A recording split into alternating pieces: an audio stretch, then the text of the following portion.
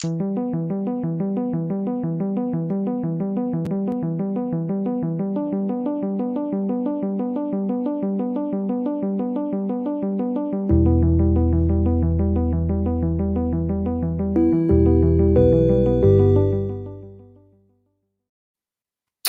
and welcome to Dash 28 Live. I'm your host, Mike Atkins, and today we're bringing you our third match for the weekend. First, we brought you an American playing an Australian. Then we brought you an Australian playing an Englishman, and now we're bringing you an Englishman playing an American. So the circle is now complete. We've gone all the way around the globe, and hopefully you've enjoyed this little journey with us. So today we have Mr. Elliot and Morrish playing Mr. Shannon Shoemaker in a third round call to arms matchup of Kill. Elliot, Shannon, how you doing? Very well, thank you. My third time on stream again this weekend. Yep. I've spent the whole weekend with Elliot. You're all fed up to see me by now. And commentating, we have Michael Percy and Britton Williams. How you doing, guys?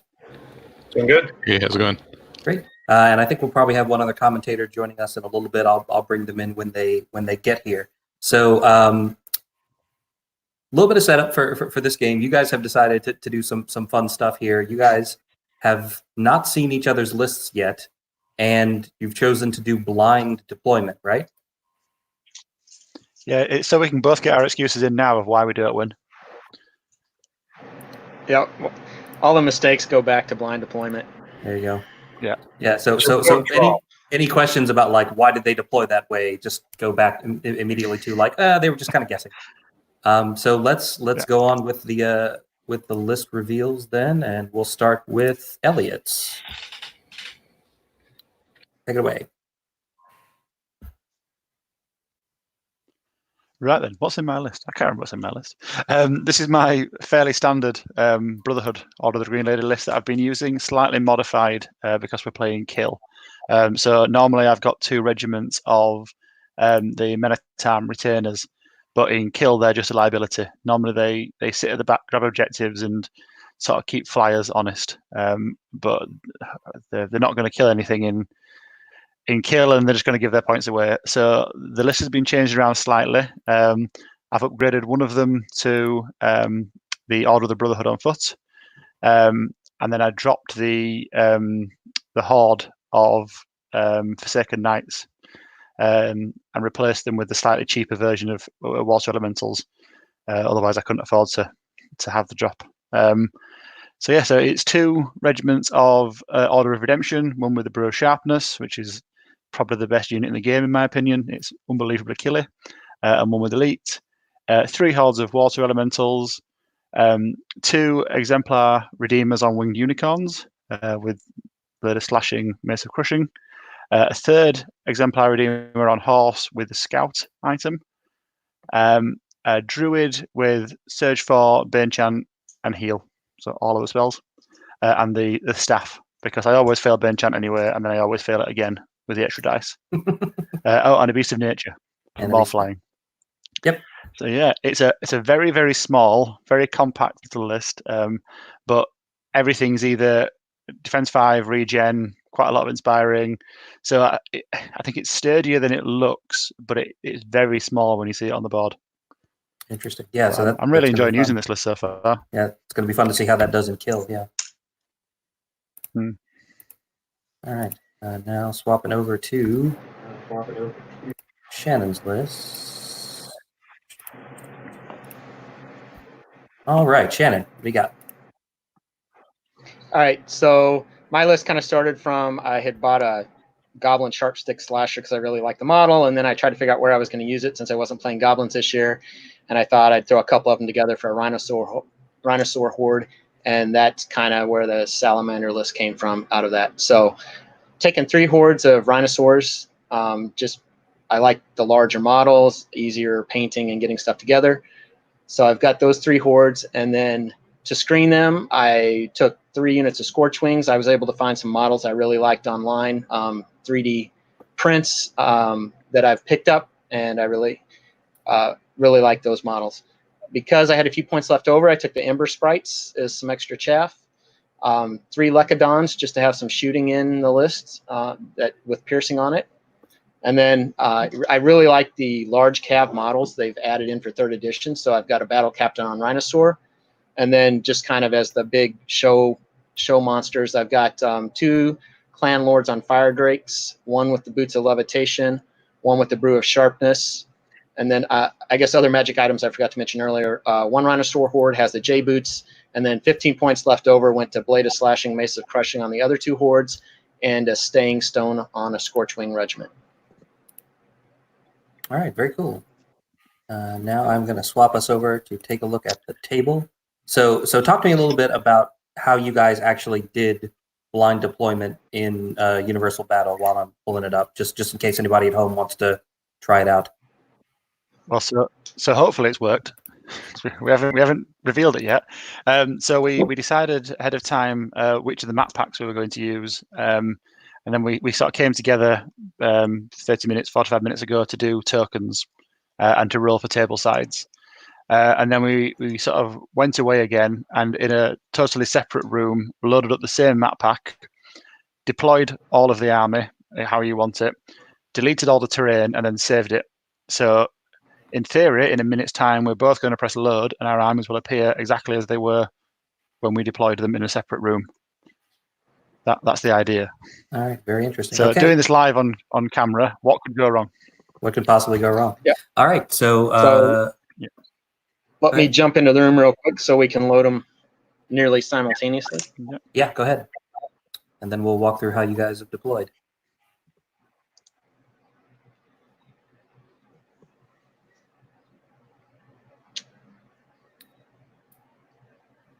Got that live demo energy.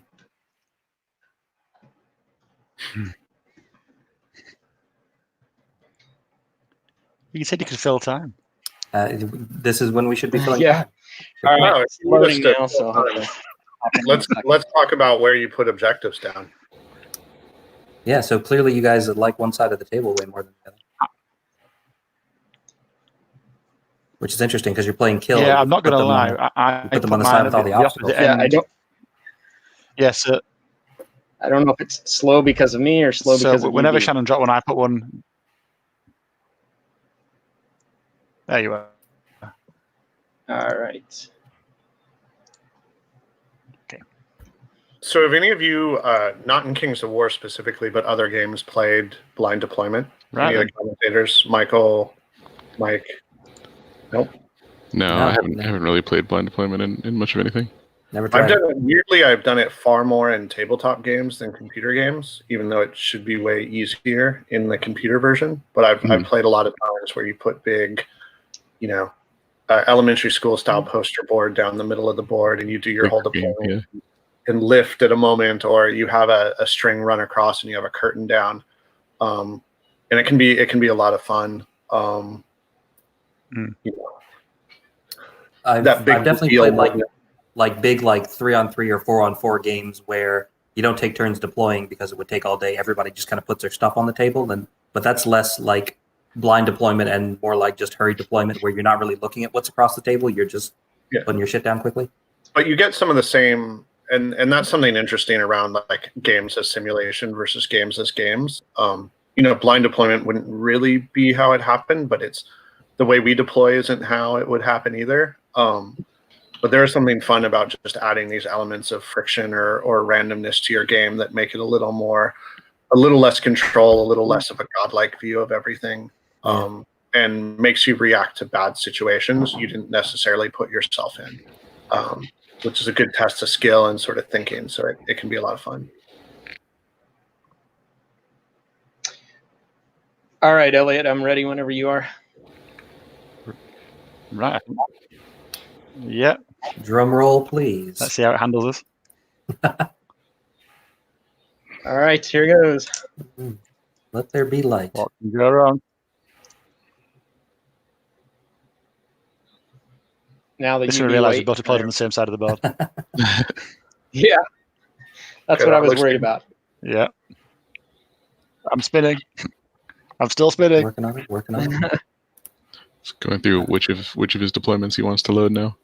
Right. I'm sure it'll speed up when I'm not on not on the stream. Sure. So Yeah. so while we're loading, I'd like to say I'm tactical. I'm actually watching the loading screen. so while yours is loading up, Shannon, that's yours at the top. We can go ahead and walk through your deployment if you'd like while we're waiting on his stuff to load. Starting with his unit over on the left. Okay, so from the upper left, I have the Drake with sharpness. I figured he'd be the most able to hold a flank on his own. And then I have 2 of the regiments of Scorch Wings. I wasn't really paying attention as I dropped them. The second one happens to have the Staying Stone.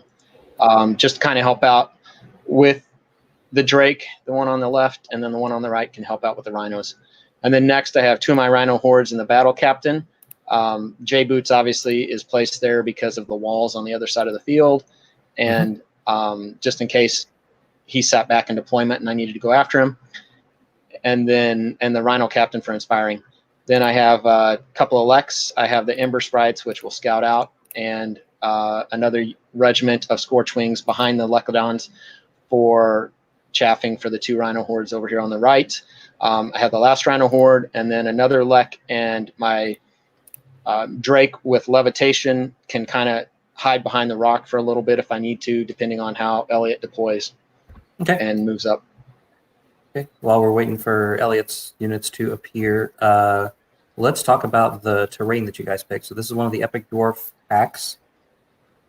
What terrain heights are you guys using? I'm not sure. We didn't discuss. So usually I figure height 3 hills and the walls should be height 2, and then anything else we can touch on quickly before we start playing, I guess. Okay. And the rocks over here on the right side, that is the second impassable. It's the house on the right and the rocks on the right. Is that correct? Yes. Okay. Cool. Yeah, there's been some confusions on other games. Sometimes that pile of rocks is used for the Epic Dwarf blocking terrain, and sometimes it stands in for the field. So we just like to make sure that nobody gets confused about that. Okay, Elliot, it looks like your units are there. Can you run us through your deployment starting over here on the left side? If Elliot's still there. Oh, he's dropped out. So that should be a Redeemer, right?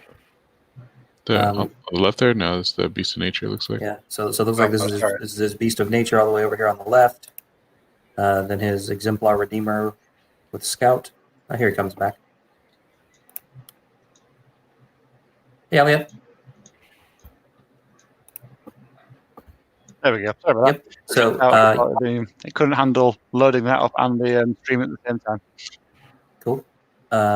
Hopefully it evens out. Cool. So you want to walk us through your... Yeah, so running through my deployment. Yep, start on the left, yep. Under the flag. Okay. Can you hear me? Yep.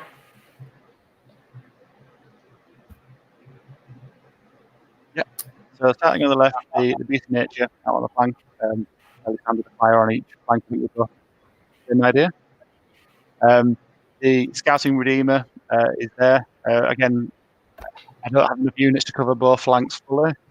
So the individual covers the flank quite nicely with the Beast of Nature there. The waters always sit in the middle in my game. They're a fantastic sort of anchor point to play around.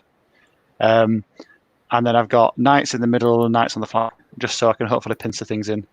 And similar sort of story with the Redeemers, really, just to back up and support things. The infantry doesn't have much of a role in this game, really, so you just sort of plonk down wherever it can be. And that's it. There's not a lot of units to go through, really. Okay, awesome. And we already talked about the terrain with Shannon. And you guys have marked your objectives with these red markers. And those don't really come into play until towards the end of the game anyway, since you're playing. Yeah, okay. So then, just to confirm, Elliot, now terrain, I guess, just to confirm the house, the forest, and the rock, you want to do those pretty much as infinite height. I don't think it'll come into play, but yeah, that works for me. Yeah, height 9, okay, more whatever, yeah. Infinite. Yep. Okay. All right, great. Well, then good luck, guys. We will be in touch over Messenger if there's any issues during the game. Otherwise, best of luck to both of you. Have fun, and just give us some high-level status updates in your window. I think you guys are going to go do some scout moves first and then roll for first turn. Is that right? Yeah. Awesome. That's right. Yeah. All right. Well, we will be We watching. have scout, and then Okay. Perfect. Thanks, guys. Yeah. Gonna drop off. All right. Yep. See you soon. Bye. Yep. We'll see you back here when you're done. All right. And at this time, I will add in our special guest commentator, Alex Chavez, who has also chosen to shave. I seem to have missed the memo that that was a thing that we were doing this weekend. Thanks, guys. Hilarious, yeah. You missed my text. Yeah, exactly. I got here when I could. Happy to be here, though. Looks like we're getting into some action. Yeah, so Alex, I don't know if you saw the previous discussion, but these guys chose to do a blind deployment and hadn't seen each other's lists until they read them out here. So they picked which Epic Dwarf map they were going to do. They loaded up separate rooms, rolled for table sides, did their deployments, then saved them, then loaded them onto here. So like this is they just saw each other's deployment for the first time as well. It's like we used to do as kids, right? You like put the board in the middle, right? You like you block it off. I think it's kind of cool. I mean, definitely different, interesting. How did that come about exactly? Just kind of changing things up? They just kind of randomly decided, like they were just talking about the game beforehand, and then one of them threw out, "Hey, do you want to try to do blind deployment for the heck of it?" They were both just kind of game for it. They claim it so that they can blame any loss on blind deployment problems. Yeah. Fantastic. Yeah, I love it. No, I mean the inner general me, or I'm sure in both these players, they're both obviously very, very top tier generals. They want to challenge yourself to kind of see what you can kind of do out of it, right? I think there's a way to kind of get creative juices flowing by putting these restrictions on yourself. I think maybe they thought, hey, let's see, can my list work in this environment and see what happens. I think it's a really good idea. Honestly, it's something I actually would recommend people just getting outside your comfort zone as often as possible, just to kind of see what you can come up with and test ideas. I think that's a generally good idea. Yeah, it's something I've thought about adding to my tournament actually for one of the rounds. Particular scenario, yeah, throwing a blind deployment scenario, and it's logistically difficult when you don't have a settled tournament and you need to get the sort of means to make it happen. But I think it could be really cool. Yeah, and there's a couple of different schools of thought to deployment. Like some people just deploy their list with their plan in mind for the scenario they're playing, regardless of what their opponent does. And some people like to deploy really reactively. So is this the sort of thing that would mostly benefit players that just kind of deploy the same way every time because they don't really have to worry about it? Yeah, but then they're predictable and their opponents start saying, I know how they deploy, I know what they're doing, I can deploy in this way to take advantage of it, and they won't see me taking advantage of it until it's too late when they reveal. But then the player always deploys the same way, thinks about that and says, I'm going to deploy differently this time. And you get some like fun sort of Princess Bride. Well, if they know that I know that they know that I know, then I can do this, and like double bluffs and all that. And it, in a physical space too, like you're spending a bunch of time on one side of the table, but are you just mimicking that because they can see you, but they can't see your army? And there's all kinds of sort of mind games you can play that gets a lot of fun. So. Yeah. All right, it looks like they finished their scout moves and rolled for first turn. Elliot has won and has chosen to go first. Yeah, because he's got a redeemer just pounding forward over there in the woods. Does it have range to the scorch rings there in front? I would imagine it does there. Yeah. I would say yes. Since here we have a top of first one charge. I love it, dude. I love it. That's why I bring that guy. Yeah, get that Exactly. top one charge in. Everyone charges, absolutely. So just in general, which list do you think benefits more from the blind deployment? I mean, I think both of them were built with that in mind to some degree. Although Shannon, when he detailed his list, talked a lot about the sort of models he was using for this. So this seems like he is playing the Salamander list he intends to build, paint, and play in physical tournaments. So, and Elliot's been playing this list also, or variations of this list pretty much. So I think both of them didn't go crazy. I mean, Elliot's list is very compact, has 3 units with Strider, so, and a bunch of sort of cheapish flyers and utility. So I think both of them actually do pretty well. Yeah, I would give it to generally the players got the more speed is gonna be better off in the blind deployment just because they have the ability to be more flexible, right? So, my dwarves, I would, as fun as it would be to blind deployment, I would fucking, have nightmares about trying to do it because for me it's so slow. If I guess wrong, if I play, just a little bit off, then I'm gonna be spending 6 turns just trying to run to the other side of the board, Yeah, versus yeah. here, I think the speed. I don't know which list is faster. Honestly, look at him. So it's hard to say really who's got the edge here. I think they both have fast elements to their list. And they both opted for some very fast hammer units, that's for certain. Right. And this board is one of the more, we have a big section there in our top right where there's a hill, sure, but besides the hill, there's a lot of open ground there for units to fight, for charges to happen. So it's interesting to see, compared to sort of the Dan King versus Jeff Trace battle, where a lot of it was sort of holed up in that top left corner. Here, both of them have sort of left the top left corner light and are really going to be fighting over this sort of open ground, possibly. So, yeah, and they are playing kill, but this is the Northern Kings variant. So there are 6 objectives on the table, which offer up to 5 bonus points for each one held at the end of the game. That you might be standing on at the end of the game and go, oh, I got bonus points. Right. So I feel like part of that was they kind of looked at the table and guessed where they were going to fight, and then put more on the side where they were going to fight. And it seems like they both kind of deployed with that in mind as well, kind of maybe telegraphing where they were going to put the bulk of their forces, or at least which side of the table they preferred to fight on, that more open side. So a quick description on what's going. We've had a super fast into the face charge from the Redeemer, living the dream when you have those boots of 7 leagues to scout up half the field, win first turn, and then charge something juicy. We have water elementals sort of moving up to sort of hold and reinforce that flank, and just magically move a forest. And then we'll see what happens with his flyers. The Beast of Nature looked like it moved up a little, and the others are positioning. And then the Knights are getting in positions to sort of outrange their opponents. And Shannon does have shooting. He does, but it's all over on the right side. Fire Drakes and the Lakiladons. Oh, that's true, the Fire Drakes.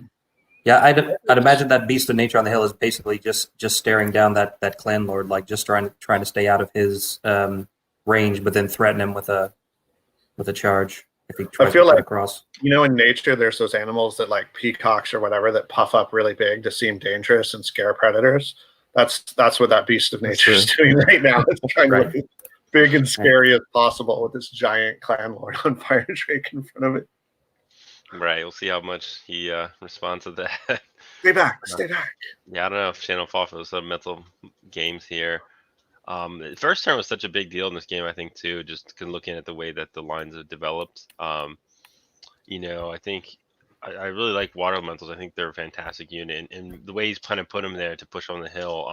Mike, I don't know if you can kind of draw some 14-inch ranges on this. I'm kind of curious to see what kind of zone they're threatening, kind of more in the middle of the board, because I'm wondering like how far into the hill he can really get there before he gets charged.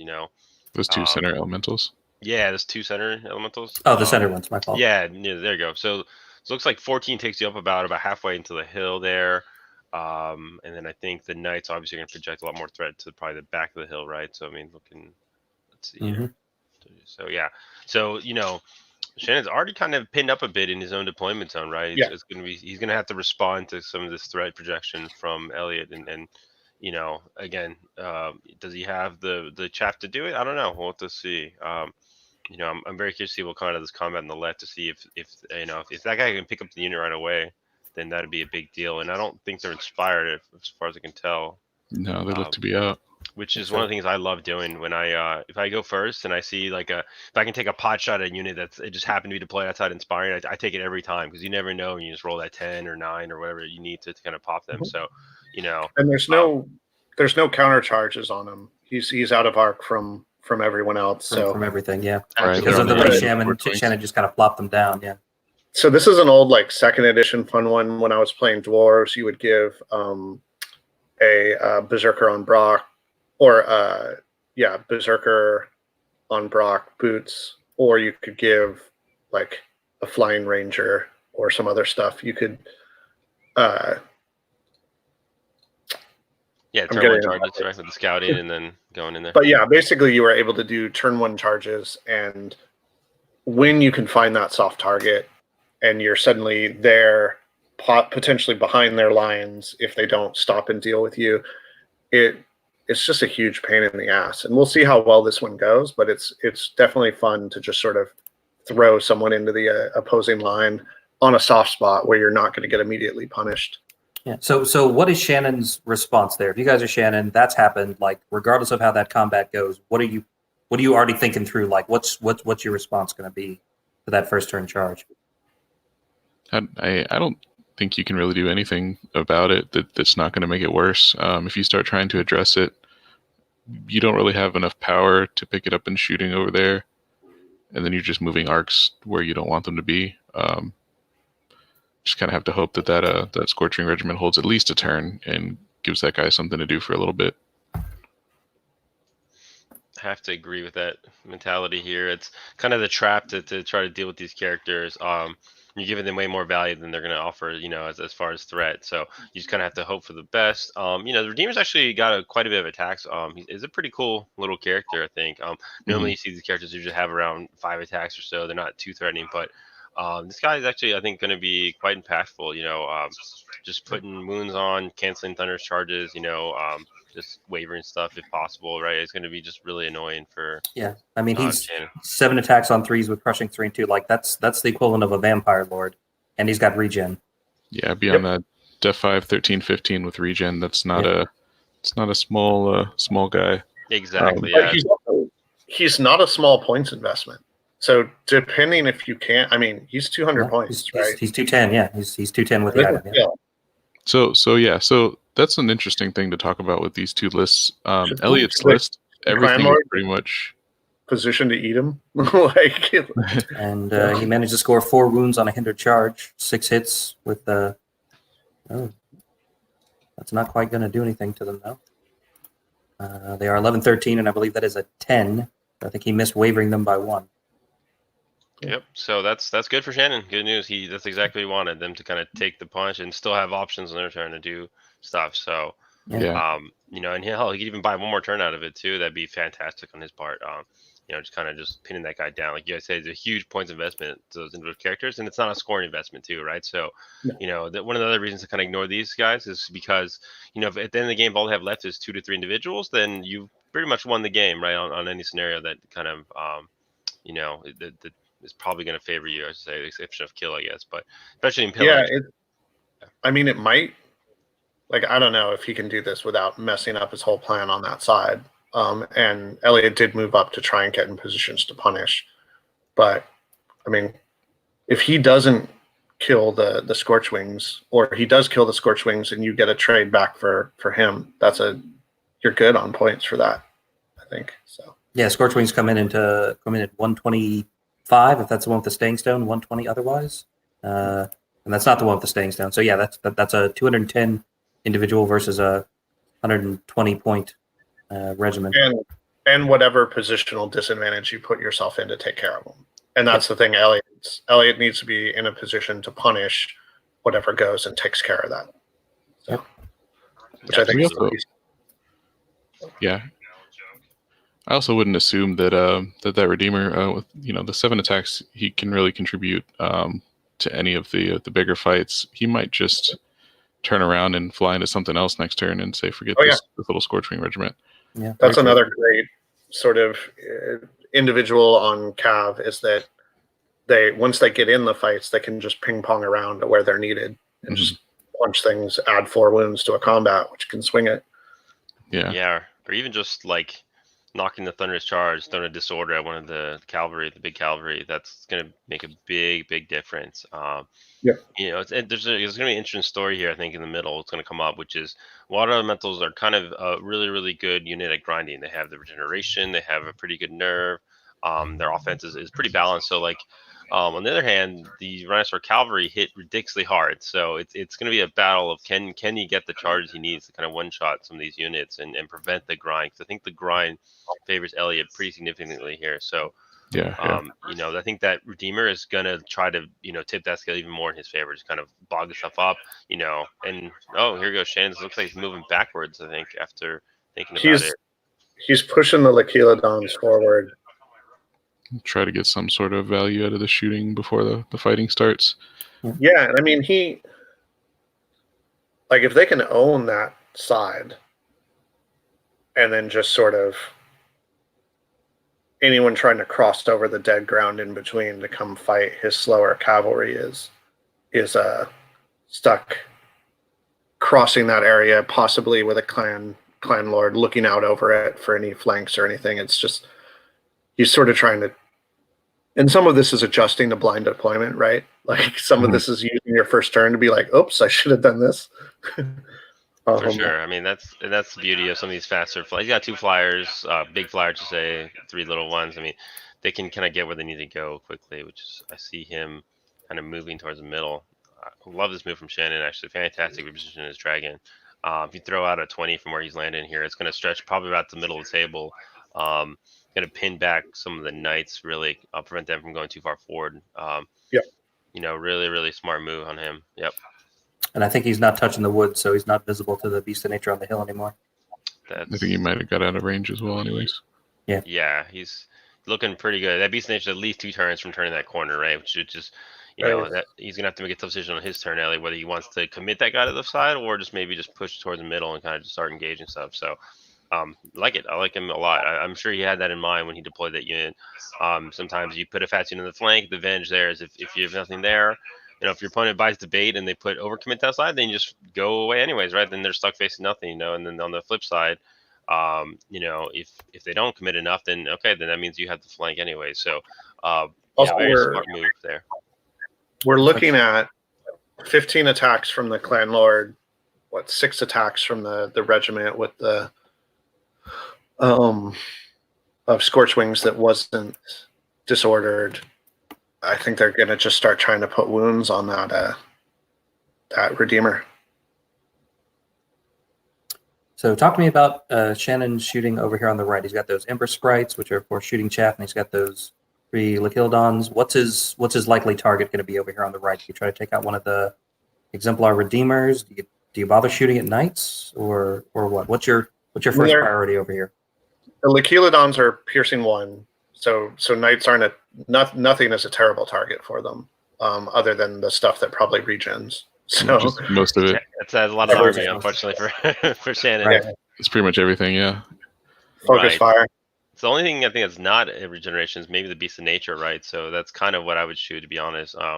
These early wounds, you just want them to stick, right? You just want to make sure any you get in early can make a big impact. Especially when you're dealing with the Beast of Nature. He's got a decent nerve point at, I think, 15, 17. So you can put at least 4 to 5 wounds on that guy. That kind of ensures that either your Drake can hit it and kill it, or maybe he can shoot it down later. He kind of puts him in that kind of position. They don't have, at least I don't think they have, the Beast of Nature don't have Headstrong and like that. So again, getting wounds on them early, you can get a lucky waiver and all that kind of stuff, and just really screw up your opponent's plan. So definitely I'd look to shoot at him if I was Shannon. I think they have range 18 Lakelodons, right? Yeah. So looks like, I think from my guess, looks like he's probably going to shoot the Beast of Nature. And so those 2 birds on the right hand side are Redeemers on Pegasus. There. Oh, okay. I'm sorry. But yeah, I still think that's probably the right target with all of the stuff that's over there. You can't really win the chaff battle and get the charges you want unless you take those guys out. If you can get them out before they can hop over the chaff and get in the face of the rhinosaurs, then you can actually effectively use the chaff to get those charges for the rhinosaurs. But with those Redeemers there, they'll just hop over while your main line eats up the chaff and get in the way of the rhinosaurs. And the Lakelodons here are, especially those 2 center ones, are sort of operating as shooting chaff, right? Like they have the ability to shoot, push the pace, and then block up units because they can do that just as well as chaff pieces. Which is one of the powerful things in the Salamander list, is it has a few sort of its dragons are also shooting platforms, and its chaff are also sort of shooting platforms. Yeah, this has a lot of good multi-purpose units. Yeah, A lot of versatility. He's definitely made his list design very interesting. Like, so I think he kind of intentionally went for the more speedy elements, maybe just due to this blind deployment, because usually you look at Salmon as one of the top tier lists, or like things like Ancients, right, which you don't see at all on his list, right? I think even a single regiment of Ancients would be in a great kind of center force of his line right now, right? So instead, he's kind of chosen to try to take some of the faster units to kind of make sure he can kind of point his stuff in the right direction and make sure it all hits. I don't know if I would have made that decision. I kind of like the core of the army to be a little bit more stable. And I'm still a fan of infantry. I know a lot of people aren't, but to me, my core of my army is always at least 2 to 3 regiments of infantry. So, without that stable core there. And that is a waiver on that Redeemer on horse Oh, from okay. shooting. Wow. Potentially Fantastic. really important. Yeah. Very big deal. Now he is headstrong, I believe. Yep. Yeah, they're headstrong. So forgive me. Yeah. So not the he can always shake it off, but if he Let's doesn't, see. it could be big See impact. They're still disordered, right? From wavering. Yeah, he'll That's still be correct. disordered. Yeah, but he's got But they crushing. have crush 2. Yeah, Yeah. exactly. He doesn't really have thunderous. Disordered was not really going to change his mind. Oh, there he gets it. New headstrong for the win. Yep. There it is. Yep, exactly. So what does he want to do here, right? This is a good question. This is going to depend on how aggressive he wants to be right now on that left side too. Again, I think he got a little bit out deployed. Not deployed to me, but outmaneuvered. So looks like he's going straight 20 with the beast and turning the corner. So yeah, I think this is the right move. Especially you send that with that pass on the headstrong, you ground the fire drake and have that beast nature staring down the flank, and that's a problem for Shannon to have to deal with. Yeah, I mean he can set up a trap on the fire drake. He can. I mean, a risky move is hit those scorch wings and try and blow through them. Couple inches on the I think on an overrun would get him out of some charge arcs, possibly both charge arcs. But it's tempting to just punch that clan lord in the face and ground it. Did he still? I think the arc on the beast, if the clan lord just backs up after getting punched in the face, might be enough to get it out of arc. Yeah, probably, because he can still back up 5 inches. So, but unless he then kills the Redeemer, he's that kind of really doesn't change much. The Redeemer goes back in, the beast nature slides up some more. It's another turn for Elliot, really, that fire drake is jammed up in the corner, if that's how it ends up playing out. Yep, and the elementals are creeping, getting closer and closer. Yeah, we'll get there eventually, right? They're actually pretty fast. I mean, movement 7 is fantastic. Shambling. Yeah, they shamble, but they have that 14-inch charge, and obviously they're gonna have not have to worry about the terrain and things like that. So, they're gonna get to where they need to go. Now on the right side, I see him moving that Redeemer on the Pegasus. He's gonna have to be careful, that guy, just because even though they have regen and like I said, their nerve value is much lower, so he's gonna have the same problem where they might get killed very easily.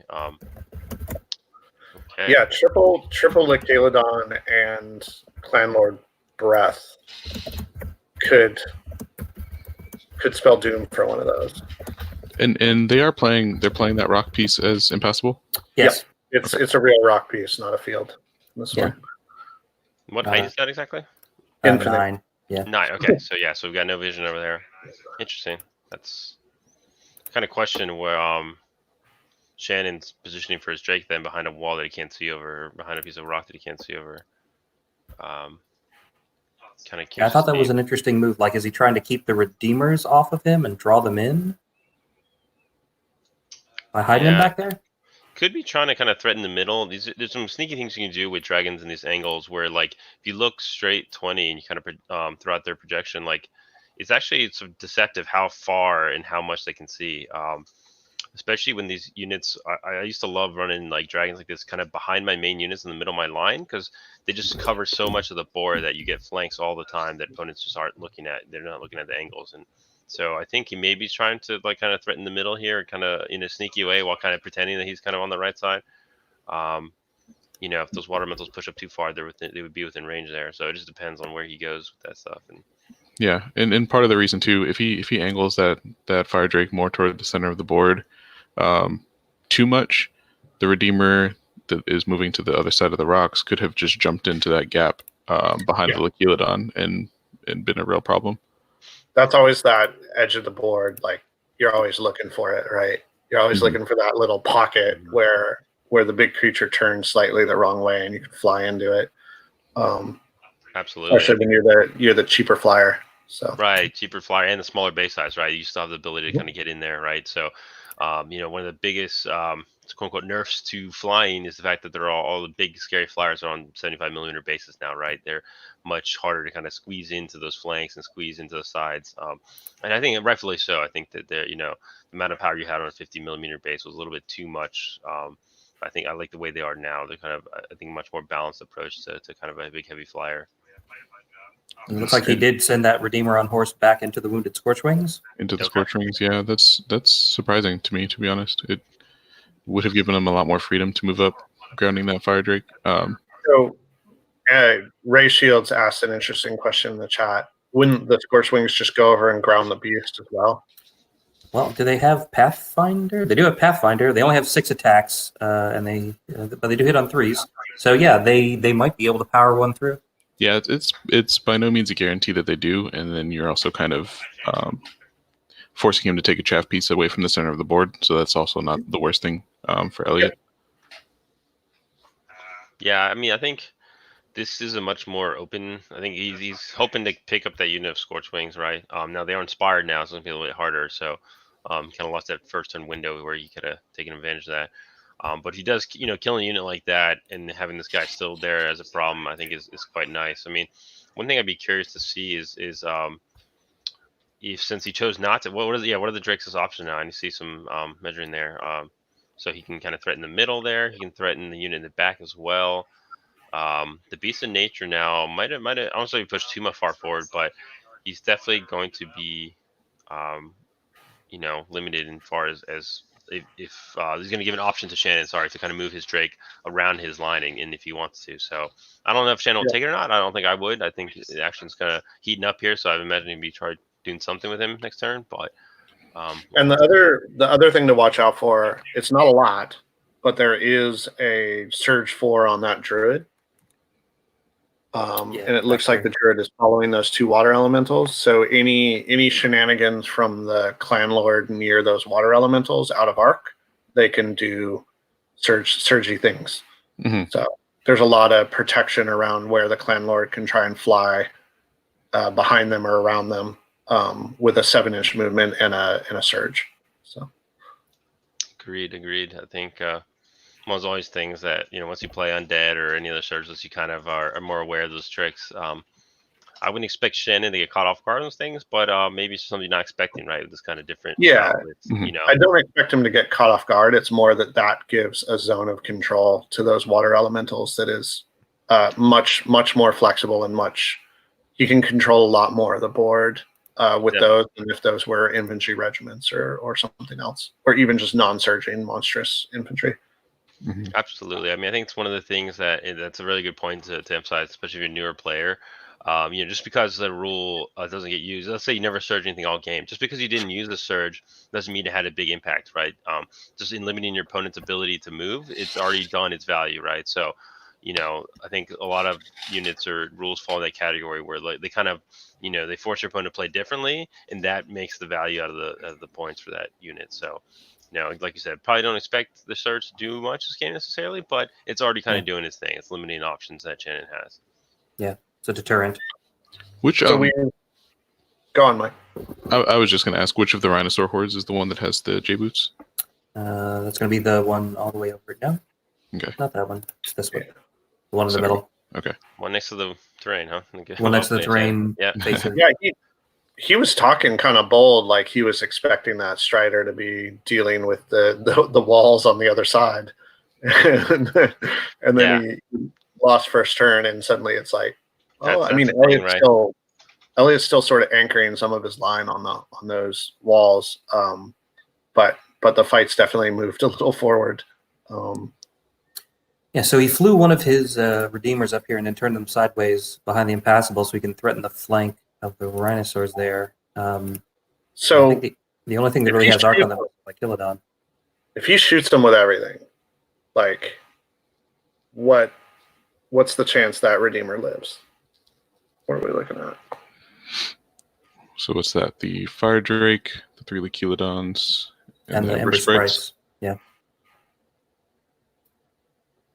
Good question for sure. So Licholodons, let's start with them, right? So they have 5 attacks apiece with range 4s, so you get 2.5 per, right? So let's call that 7.5 hits there with crush 1, so you get half of those wounded. So it's about 4 wounds, I guess I would say.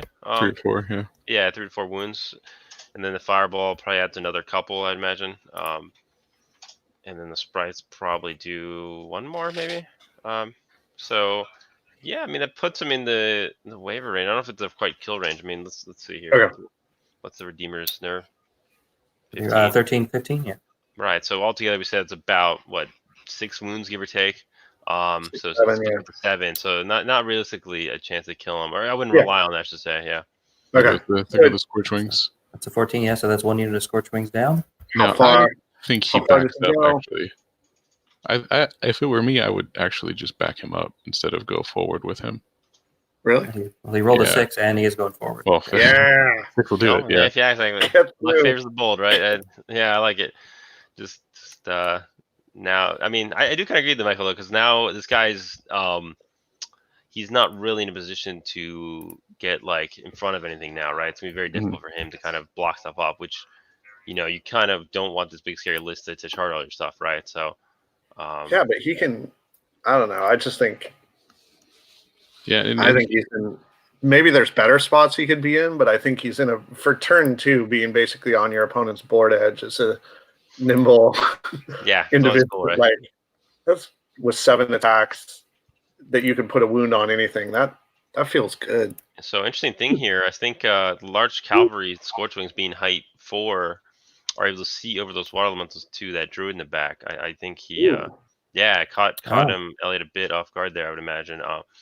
Elliot kind of left the gap. The slow druid on foot couldn't keep up with the water elemental, so Wow. they created the 2 turns. You create that little gap, and there you go. Shannon fits it right in. Now they're not going to kill him probably, but it's still not what you really want to have happen, right? This guy's he's inspiring. He takes away your surge options now. I mean, and you're just kind of really stuck here. So heads up play from Shannon for sure there. Yeah. How does he just going to respond with his Drake here? That's what I'd like to see. He will back it up out of sight and probably turn to breathe on that Redeemer.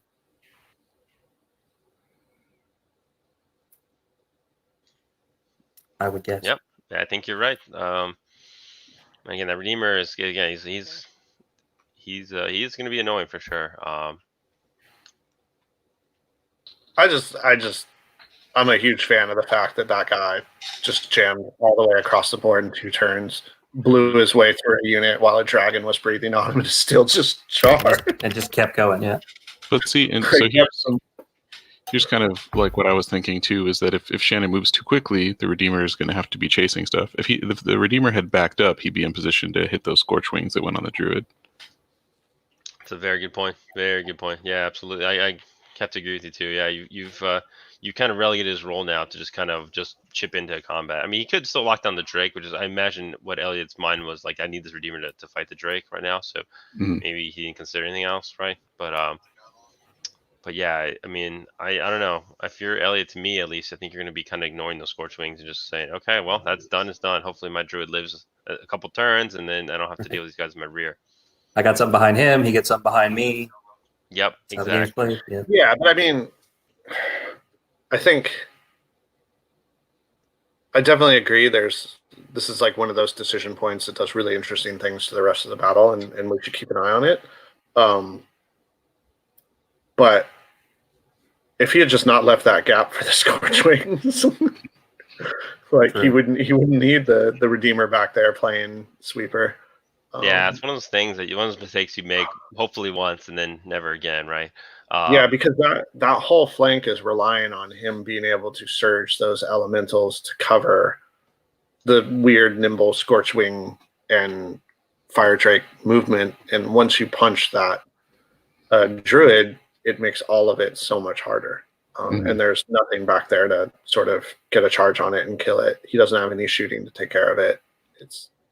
It's a pain. That gap was, I don't know how much it's going to fully affect the battle, but that makes a pain in his left flank. That is, yeah, Definitely. It definitely kind of takes the wind out of Elliot's sails a little bit, right? Because he's being very aggressive here. He threw an individual across. He popped a unit. He's forcing Shannon to react to him.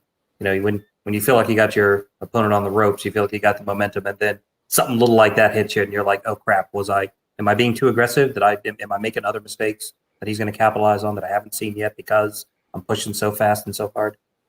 What's the range in the arc like for the Beast of Nature to those Scorchwings? That's a good question. He is in arc 3, 6, 9, 12, 15. Looks 18. like he might be. I think he could just get them. I think you're right. 12, So 15, each blue line 18. 6 inches, right? So you look for that third blue line right around the trees, 18. Yeah. So And here's definitely going to the be in 20. Yeah. So right here's around the 19. So good catch there, Michael. I think Yep.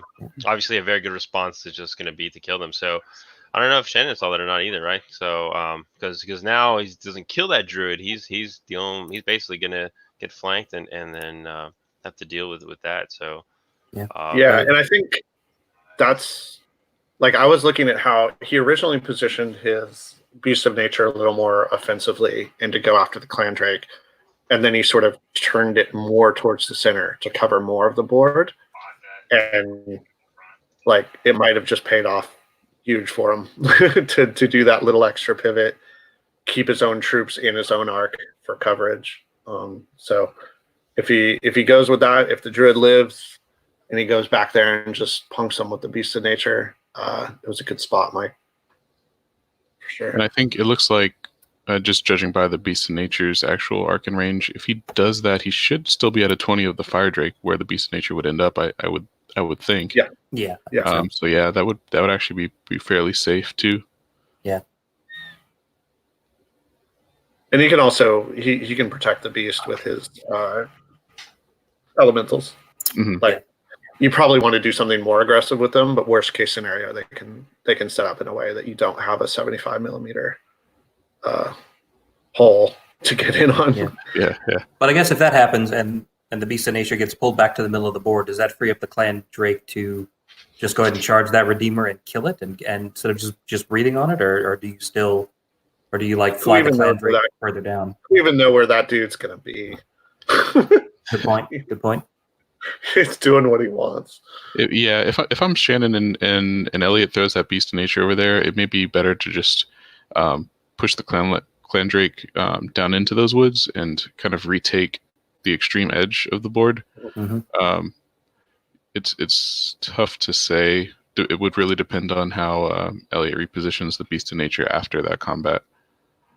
Yeah, I'd argue that Drake's going to be out of position in that situation. It's a little bit too far out of the action, and that sometimes happens when you're playing this game of hey, I'm going to back out of your arc, I'm going to back out of your arc.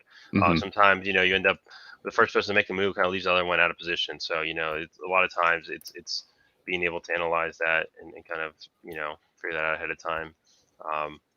Again, we'll kind of see. We'll see what happens. And maybe he one shots his druid and it doesn't even become a factor, right? So it's hard to say. We'll have to see. I mean, I definitely think the way things are facing up, that it's in Elliot's favor, I think.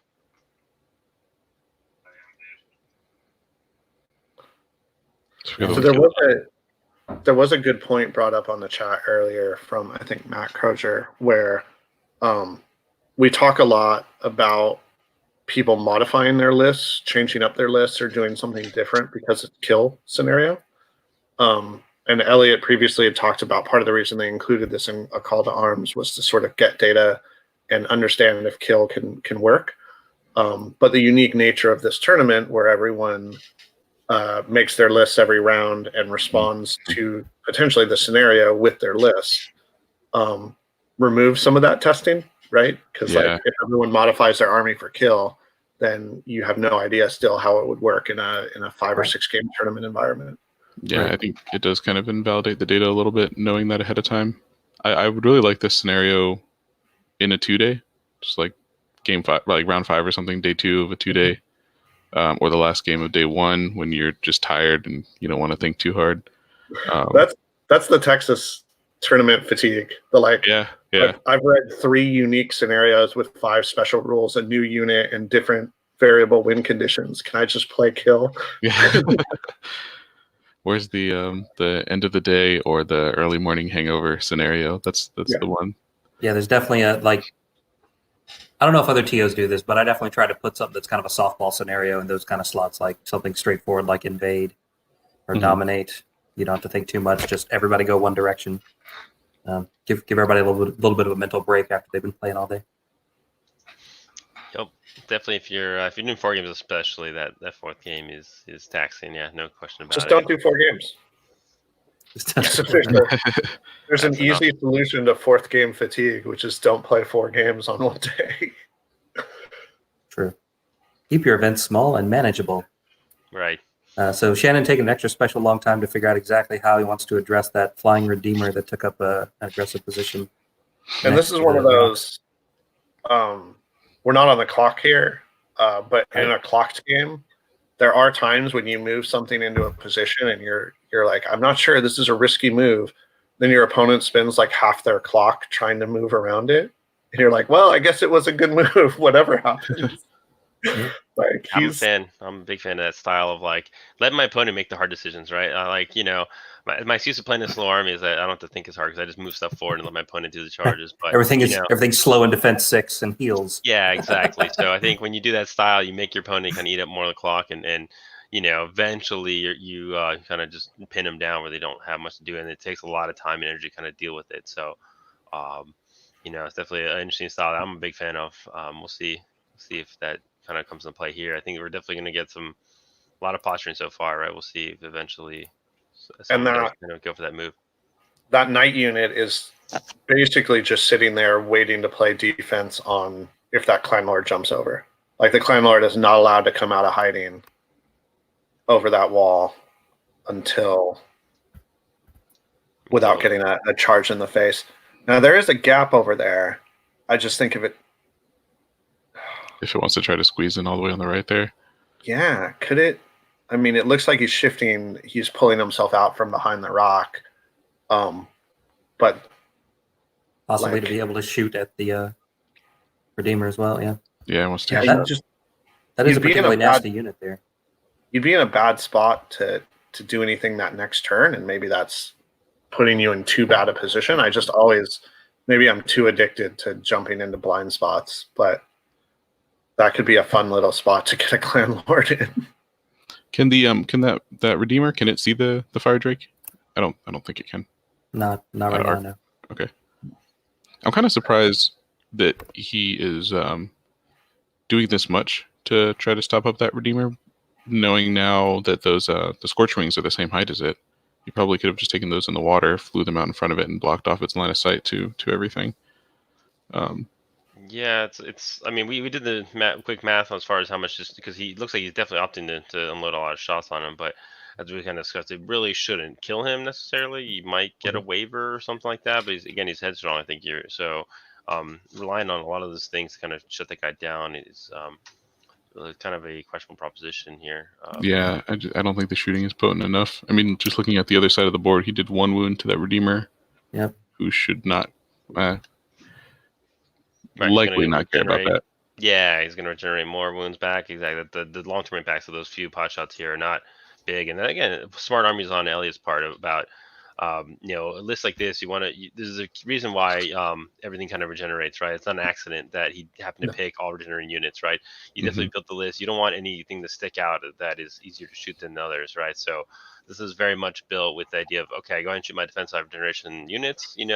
They're not really going to care too much about these little pot shots. And that's an interesting list building point that I've been on the wrong side of in the form of second edition Dwarf Shield Breakers. Like when your whole army is well armored and then you have something expensive that's not, it's just a magnet. And it's the same with regen. When you have a few regen units and then some non-regen, it's sort of like, well, we're just going to shoot the ones that don't regen. But it's how this army can be really strong. It's how Basilia can be really strong with sort of Iron Resolve across the board. That when there is no good target for sort of light chip shooting, it makes that light chip shooting almost like painfully bad at times. So It's Go on. Yeah, I was gonna say like chipping away with damage is just not. I mean, it's practically useless in like a tournament setting right now. The strong lists are Def 5 or 6, wound recovery, waiver mitigation. So like just chipping away with damage is just not particularly effective. This seems like a pretty strong kind of meta Green Lady list here, and I just don't think that Shannon has enough shooting to be leading on it even this much early in the game. And the one thing I'll say, I mean, I definitely agree with those points for sure. I think the way I see Shannon actually moving these Lechlodons, I think he's at least kind of acknowledged to a point where he's kind of ready to kind of turn these guys and just march them into the face of the enemy, right? Like, I think he's very ready to use these Lechlodons as chaff, right? Just kind of like they're just moving up and shooting, and eventually they're gonna at least get some value out of them, right? Because I do agree that the shooting's not going to do much out of them, but hell, if they can ensure that your Rhinosaur Cavalry gets a charge off, then they did a fantastic job, right? So, Yeah, you know, that's the nice thing about this little strong piece, that it's still unit strength, it's still ability to chaff things up. There's a lot of other pieces, thankfully, that they can do for Shannon. I think he's kind of aware of like that. this is a Rhinosaur Cavalry delivery list. Mhm. Like everything in this list is built to say, I'm going to throw Rhinosaur Cavalry into you, and everything else is tradable. A lot of wounds coming out. Really 3 good wounds from the Ember Sprites. Wow, That's really good for them. Considering that the Clan Lord kind of choked, like that brings it way back. That's 10 deal, wounds now. absolutely. And then even the Scorch Wings getting in there with some shots. Yep. One and more it's already damage 10 wounds on a 13-15 unit. Yeah. That's we can scratch Wow. him again. So the shows You know, hashtag so UB dice. exactly. I gotta say, he took a chance here. And again, he didn't put all his eggs in that basket necessarily, right? He obviously was very aware of its position, where it would be should that not be affected. But again, he hasn't rolled his nerve check yet, so we don't want to celebrate too early here. Yeah, it's one of those where this is like, these are the ones that stick in your mind where you're like, that shouldn't have happened. He shouldn't have died like that. Right. It's a dice game. And looks like 2 more wounds, I think, coming out from the. He changed targets and he's shooting at this infantry unit down here instead. I think he really thinks the surprising. Scorch Wings are Maybe good enough on a 5. I think you've committed that much. You probably take them as low as you can. And there's the 11. All right, that'll take it off. You got it. Yeah, I agree that I would have put more wounds on it myself, but yeah, why not? Okay, so that's a big deal, very big deal. That whole flank is now completely turned upside down. Now it's going to be Elliot completely on the back foot here, and trying to buy time here essentially. But he's. I don't want. Oh, go ahead, sir. He's set up to kind of do that, right? He's set up to just. He's got his line reasonably anchored on terrain no one wants to charge through. Yes, that knight that can now sort of back up but still hold a good sort of threatening position. I just saw a waiver too. Is that waiver up on the Redeemer? On the Redeemer horse. So we'll see if the headstrong comes through. Wow, 3 damage onto the Druid. Combat here, yep. So the Druid's a pretty low value. Oh no, they're melee 3, so that's normal. With Pathfinder, yeah. That Redeemer is permanently wavered, and I hope he just shrugs it off every round and keeps going. Yeah, so the Druid took a few wounds, but he's got a low nerve at 12. But again, he's got inspiring. You would have needed a 9 twice there to pick him up. Very unlikely. But nonetheless, one of those moments that you realize if that Druid did die, it would have completely turned the tables on this game. But all right, looks like bottom Elliot's turn. Let's see if he kind of sees the Beast of Nature charge in the flank. I'm assuming he does, but we'll have to wait and see what he wants to do here. I mean, it's going to be. I'm really curious to see what's going to happen on the right side. I mean, I think you're right, Britton, as far as his ability to move back there and posture up still fine. But look at those. Look how far up the sprites are as well, right? I mean, you're gonna have to deal with those eventually too. if he passes headstrong, there is still that ability for him to go punch the clan lord in the face, and then the beast of nature just lands behind him. Just like pivots, goes up, pivots again, 90, and is sitting right behind him. And that's a trap I don't know how he gets out of. But that's a tough question. I think he's got two really good options. Yeah, for sure. Doing that commits your druid to kind of die, which again might be a good option, might be a good way to do it. I don't know. It's hard to say. I think I would kind of consolidate in the middle more and kind of, let that cleanser kind of sit there. Your water elementals are pushing up. You have two objectives over there. You don't want to necessarily have to contest him when you really have the numbers in your advantage, at least on that side. I mean, you can. And maybe I'm crazy. I'm not looking super closely, but can't the druid just like walk out of charge arc? So he could do his free pivot and then march 10, I believe. Well, yeah, but can't he just like walk 5 and be in that gap between to the right or something? Like, he gets out of charge arc, something turns to face them, or you just ignore them for a minute. And I don't know. I just think like in a kill scenario, a chance to pick up a 300-point flyer, and own that flank could be a really good opportunity. I don't know. It's tough, I think, because I don't know if you kill it, man. The Beast of Nature alone. I mean, the thing I think about is that there's 3 wounds on that waiver guy. Now, has he rolled headstrong yet? I know he's moving stuff here. Maybe just looking to move. No, he's spitballing what to do with that order of redemption on the far right. Okay. Ooh, spicy. Yep. Hit the Lakeeladon. Yeah, he's trying to figure out if he can hit the Lakeeladon, kill it, and then pivot and not be stuck behind the rocks and lose a turn. Basically, I think. I just love when someone's already like, where am I going to be once I murder this thing?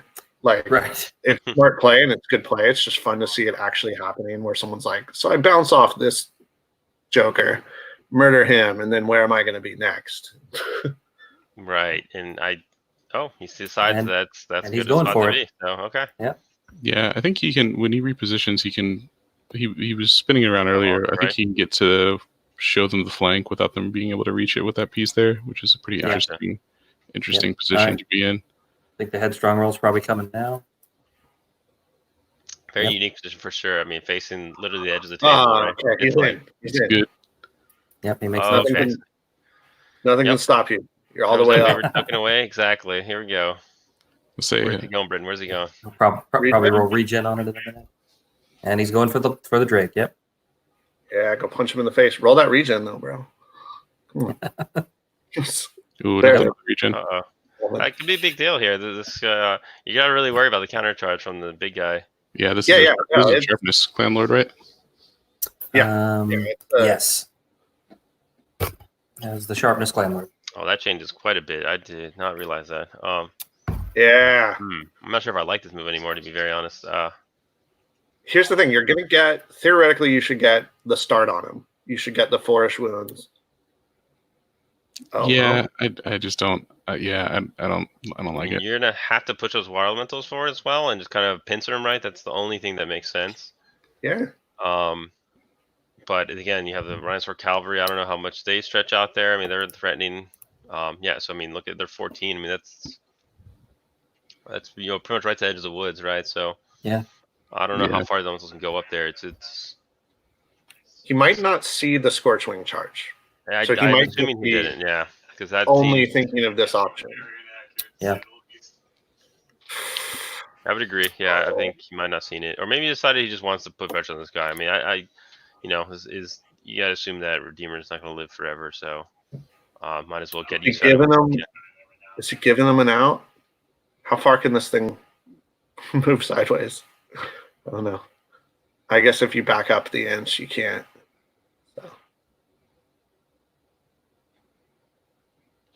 So that's one to mark down to ask him later, which is did he see the Scorchwing charge and make the choice on turn 3, or did he miss the Scorchwing charge and then this is sort of the best move that he thought was available to him? So I'm not Yeah. sure whether these water elementals can really get in a good position to pincer the dragon because they're shambling, so they can only move 7. That's Right. they're going to be like right at the edge of their Their charge range. effective range is about 21, right? When you look at that. Right.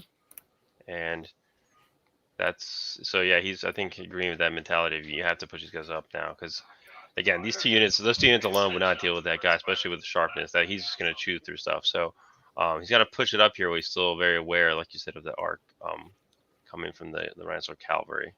Yeah. Looks like he's staying just out there, but 6, 9, 12. Yeah, okay, that does just put him into charge range on the Drake for next turn while staying out of the Rhinosaur. That's a strength of that. The speed 7 is such a big deal in water elementals. I mean, really maneuverable. I'm a big fan. Right. So he's disengaged and has moved. Yep, with the Druid to take him out of the charge arc of the Scorch Wings. Yep. Run! Is he Pathfinder? Oh, he is Pathfinder. Cool. So he can just go to the woods there, and he's fine. Wow. Yeah, he's a Druid. Well, so yeah. The key for him is that he needs to be able to cast spells next turn. So, Surge to deal with the Scorch Wings if they get nasty. Something else like that's. He's got to get that job done. So he needed to not be punched in the face by Scorch Wings. Yeah. Yeah, for sure. And this is, I think, Shannon might be now kicking himself a little bit for committing so much to shooting to the right side of the board, because that 3-1 Druid is a perfect opportunity to kind of snipe down and kill him, but the shooting so far away, they're very limited in what they're able to do here. So, I don't know really how Shannon would I do those Lycolodons anymore. I think I turn them into chat pieces, just kind of march them forward.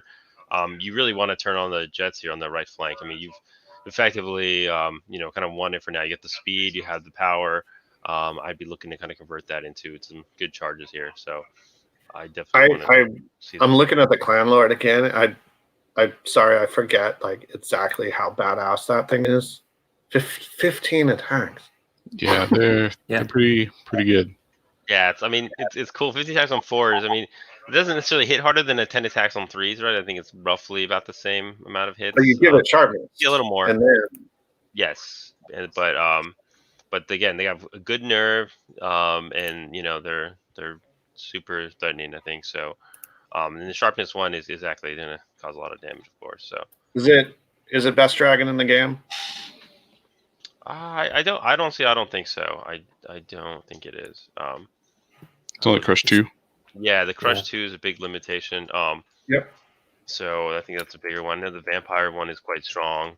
Yeah, the Basilean one's really good. Yeah, Basilean one is absolutely very, very strong. With the I think when you look at dragons, you usually look at the nerve too, to just make sure. And this guy, he can get wavered quite easily, and he doesn't have headstrong or like that. So at least I don't think so. Yeah, so I always look for a dragon that's tough, like to take a punch, and has headstrong / fury. I just love this. All these rulers pointing to one spot, and then he slides the guy up just right into the middle of it, but not touching any of them. That's hilarious. Yeah. I mean, that's what we all do, right? We put out the dice on the board. We put out the sticks. We do whatever. It's like, here's the safe zone. Let me move into it. Just so we're 100% clear on this. Yeah.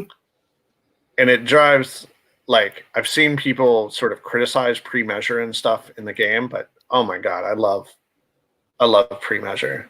It just makes everything so much faster and cleaner. You can agree with your opponent. You can do this stuff. My question of best dragon in the game is getting, which was a question, not a statement, is getting ripped apart on the chat.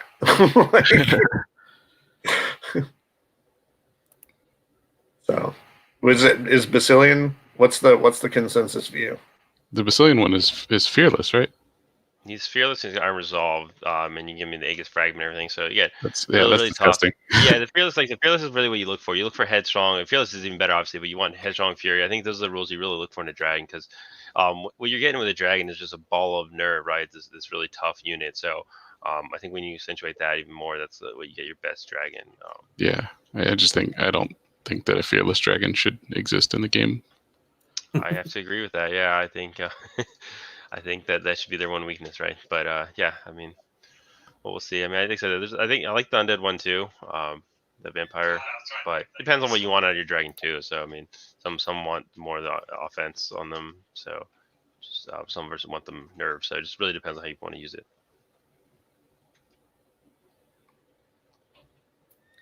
Okay, so he's moved up aggressively. He keeps sort of pushing forward towards the middle, anchoring his flank. He being Elliot, he's anchoring his right flank with that regiment of infantry. Then he has his water elementals pointed that way towards Shannon's sort of strong spot. And then his line sort of continues. He's pushed those rhinosaurs sort of all the way back. They're exposed at this point. That's not a position they want to be in. Yeah, these knights have charge reins on them, but are just out of their charge range.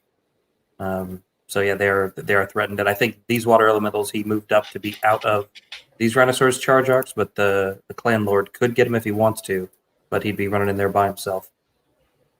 Which are those redemption knights? Which ones are the sharpness ones?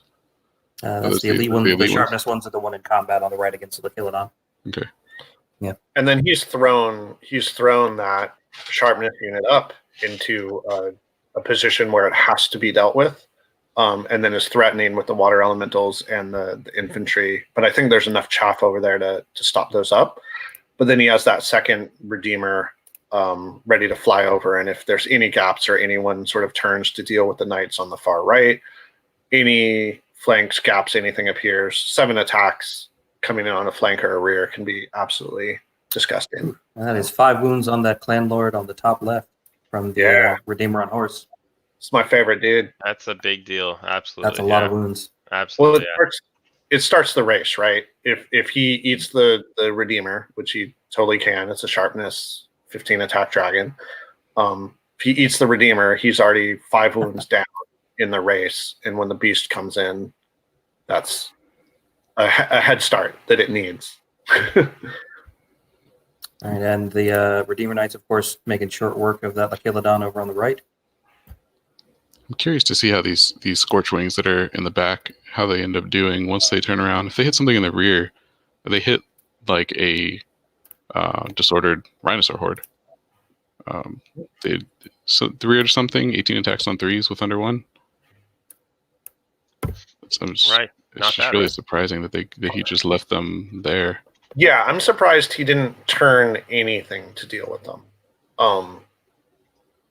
I know that's the trap. The trap you get into is the thing you turn is now chasing them for the rest of the game, and you feel terrible about yourself. But nothing even threatened them, so they can put themselves in the position they want to be for future turns, and there is no threat.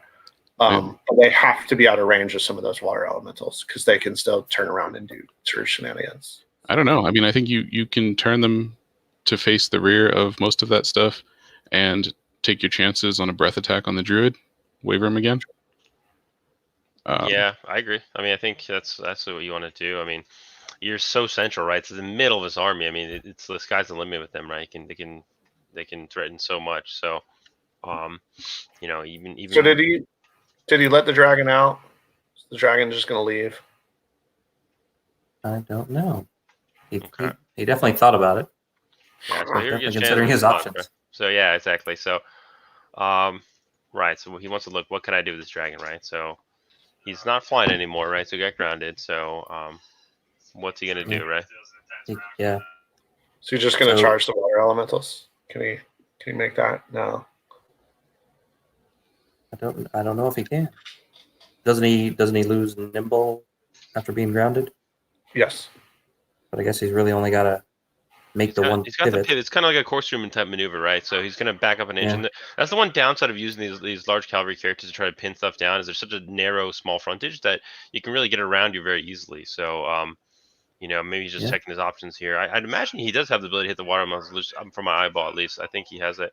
I think actually, I'm not sure if he can back up if an inch or if he hits the edge of the board, to be honest. Actually, that's what I'm kind of struggling to see right now. I think he might not be able to do that. So, yeah. I think he can't quite do a full inch, but he can get back most of it. Most of it, yeah.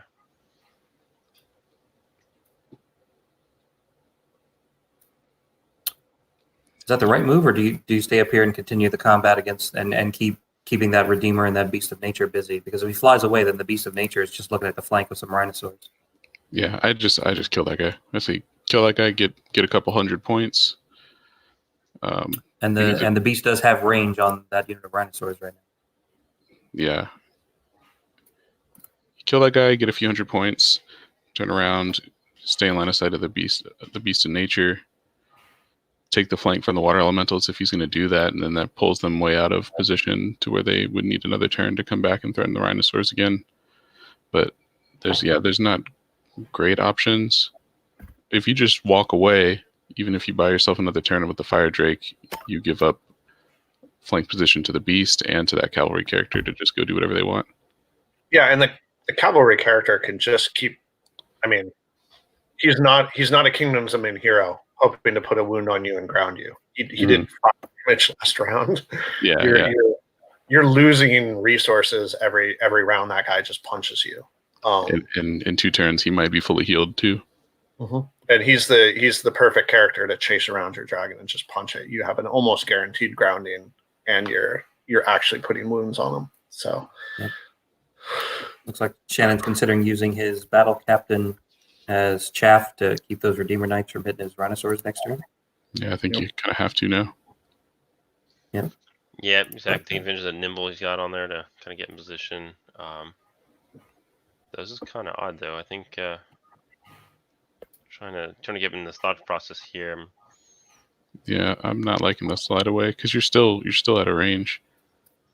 Yeah, you'd have to. I mean, I think you're better off just putting it in the middle, kind of making him, and then pushing up as much as possible. He's trying to play his weird dance here, where I'm just a little confused about what he's. Yeah, because you're still in arc of this other Redeemer. New battle line. He's finally getting to the way he wanted to deploy. Yep. All right, now we can start. Turn 1 start. Wait, what?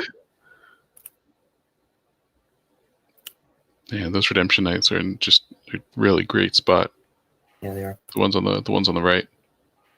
Yeah, because the dragon can't see, so he can't fly over and try to land on the backside of them.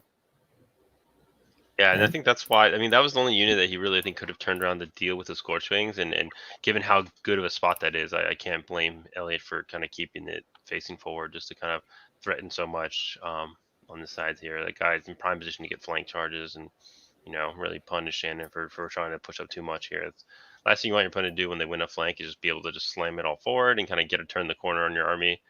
And obviously Elliot wants to prevent that here as well. Those Ember Sprites there, I don't know. Has he already moved them? No, not yet. Oh, there he goes. So yeah, guessing they're just going to get in the way of the Knights. I mean, I think he could actually still give the Knights a charge they can't complete using those rocks there and keep them in just leave them where they are.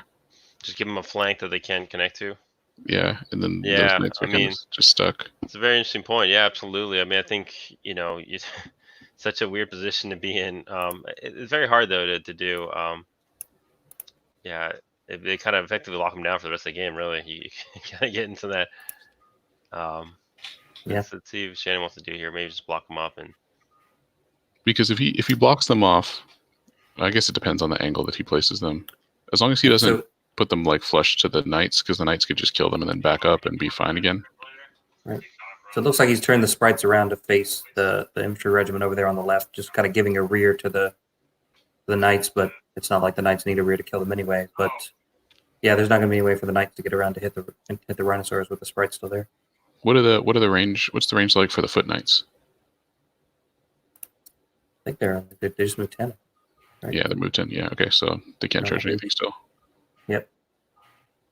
Yep, 10 being that red line there, right? So just short of anything. So yeah, I mean, this way you get at least a shot out of the Ember Sprites, right? Oh, wait a minute. Hello. Yep. Hello. Okay. Interesting. So now the Ember Sprite placement makes even more sense because now that's also keeping the Knights from getting on the dragon. And yeah, he's out of arc on the Elementals and on the other Redeemer. So unless he wants to try to walk his Druid all the way over there to Surge, and I'm not sure that he can even get that far since he ran the other direction last turn, right? He can only move 5 and still cast 12 inches. So we'll see what happens with that 6, with that 9, Druid. 12, 15. that is more than 17 inches away from these water elementals. So I don't think he could get there to search them. I really want these Scorch Wings to turn around and shoot that druid. Yeah, I would love that Yeah, too. yeah. I think, I guess it looks like Shannon's having second thoughts here. I mean, I think he might be thinking, oh, well, I just shoot, I can just point and click and shoot that Brotherhood on foot unit off the board too. Work last turn, why not work this turn? So, you gotta be careful not to fall into that trap, right? Where you're like, oh, you shoot really well one round, you kind of rely on it to do stuff. That I think if he did, he'd probably not going to do much to them. I think they're even higher nerve and just as tough. So, really wouldn't expect them to go down to this kind of random pot shot shooting again. Looks like Shannon's taking a step back to think about his options a bit here. Give Elliot a lot of credit for kind of, losing that Redeemer on the Pegasus and not really letting it affect his flank too much. He took an aggressive attack here and said, you're gonna have to earn this flank. I got angles. We have multiple ways to kind of get at you. So Shannon's really having to take his time and think what to do here. Yeah, he sort of found what he thought was a weak spot on the board for Shannon, using that impossible to anchor a dangerous unit on that side. And it was sort of like, well, it was the right plan, and then Shannon rolled hot. But that doesn't mean it wasn't the right plan, so I'll just move another unit into that spot. Right. And I dare you to try and roll hot again. On a tougher unit, yeah. But I do, I mean, I'm kind of like, I liked that dragon spot a little if he can remove the foot troops. He's got all his shooting pointing right at them, and he's already put 2 wounds on them. So, I mean, that seems like the logical target. Yeah, but he's got to put the dragon in that spot. Right. Because then it's in a really scary position, potentially, to see across his entire line and of just flanks and backs. But we'll see. Yep. I kind of think the best target for his shooting is going to be that that Redeemer right in the center, the other Pegasus Redeemer, because that's Elliot's probably his most versatile tool in the next turn to try to get what he wants. Uh-huh. Yeah, I mean, it's got range and can still get to at least this unit of Rhinosaurs. I'm not sure if it can see this one around the hill. Are they height 4? Yeah, they're height 4. They are. Okay, yeah, so they're still visible. So that Clan Lord on Fire Drake is still flying around as a very expensive Efreet, it looks like. Mm-hmm. Yeah. That Redeemer, it's in range of the flank of the furthest right Rhinosaurs, right? Oh yeah. That's trouble. Yeah, you have to deal with that guy. Yeah, that's a good point. So for anybody that's just joined us recently and wondering what the story with the red dots is, they are playing kill. So game victory will be determined by straight kill points, and they have to win by 10%. This is the 2,300 point game, so they have to win by 230 points for it to be a win. But they're also doing the Northern Kings variant for the kill scenario, which means they did deploy 6 objectives, which is what the red dots are on the field. And every objective that they hold at the end of the game, up to 5, is just +1 bonus tournament points. Since you already get bonus points if you kill more than your opponent, and usually you get bonus points for how much you win the scenario by. So they've sort of subbed in some objectives to take the place of the scenario bonus points while still leaving the victory conditions as kill. And then just an update on our wonderful live viewers. They're right now just all loving Michael Percy's voice, which has been described as smoother than malt whiskey and what Felix imagines a bath in warm chocolate would sound like. So it's getting a little weird in the chat, but we approve. They're not wrong, right? Right. So, no lies detected. So. Yep.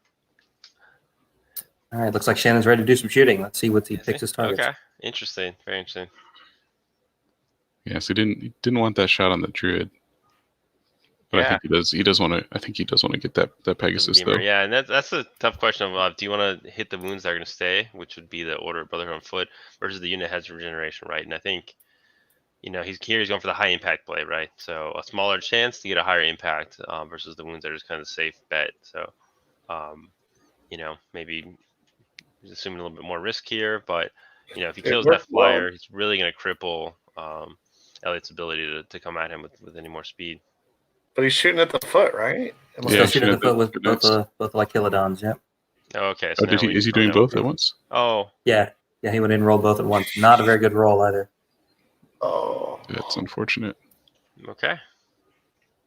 Just one wound. One wound, yeah. So kind of, they made up for some of the wounds he did last round. I always tend to think they average out in the long run. So it's the trap. He shot at the sucky troops.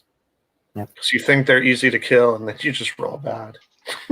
And now the Right. Scorch Wings are going to shoot. Now the Scorch Wings are going to shoot at the Redeemer, but he'll get cover for the Cover hill. shot, yeah, cover shot to the Redeemer.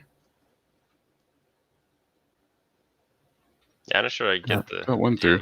splitting shots Just here. one, and then the Scorch Wings from the back. We'll see if they do any better. Right. Not a lot of help there. No. No, one more. So yeah, I mean, Not impossible. it's kinda- We've run a 9. yeah, We're it's not running bad. out, I mean, yeah. you just question why would he even bother shooting the both on foot, right? Just Foot knights, yeah. Wins if he ends up shooting them anyways, who knows? Maybe he was trying to get spiked that roll and see. Okay, so nerf check coming up. Certainly won't be getting the Knights with only one wound. Maybe hoping for a lucky waiver. Doesn't get it. Nope. Not enough there. Looking for a big roll here. 6 isn't going to do it. Nope. All right, now on to the combat. It's a waste of 2 solid 8s on nerves. Like you roll 8 twice in a row, you wanted to pick something up.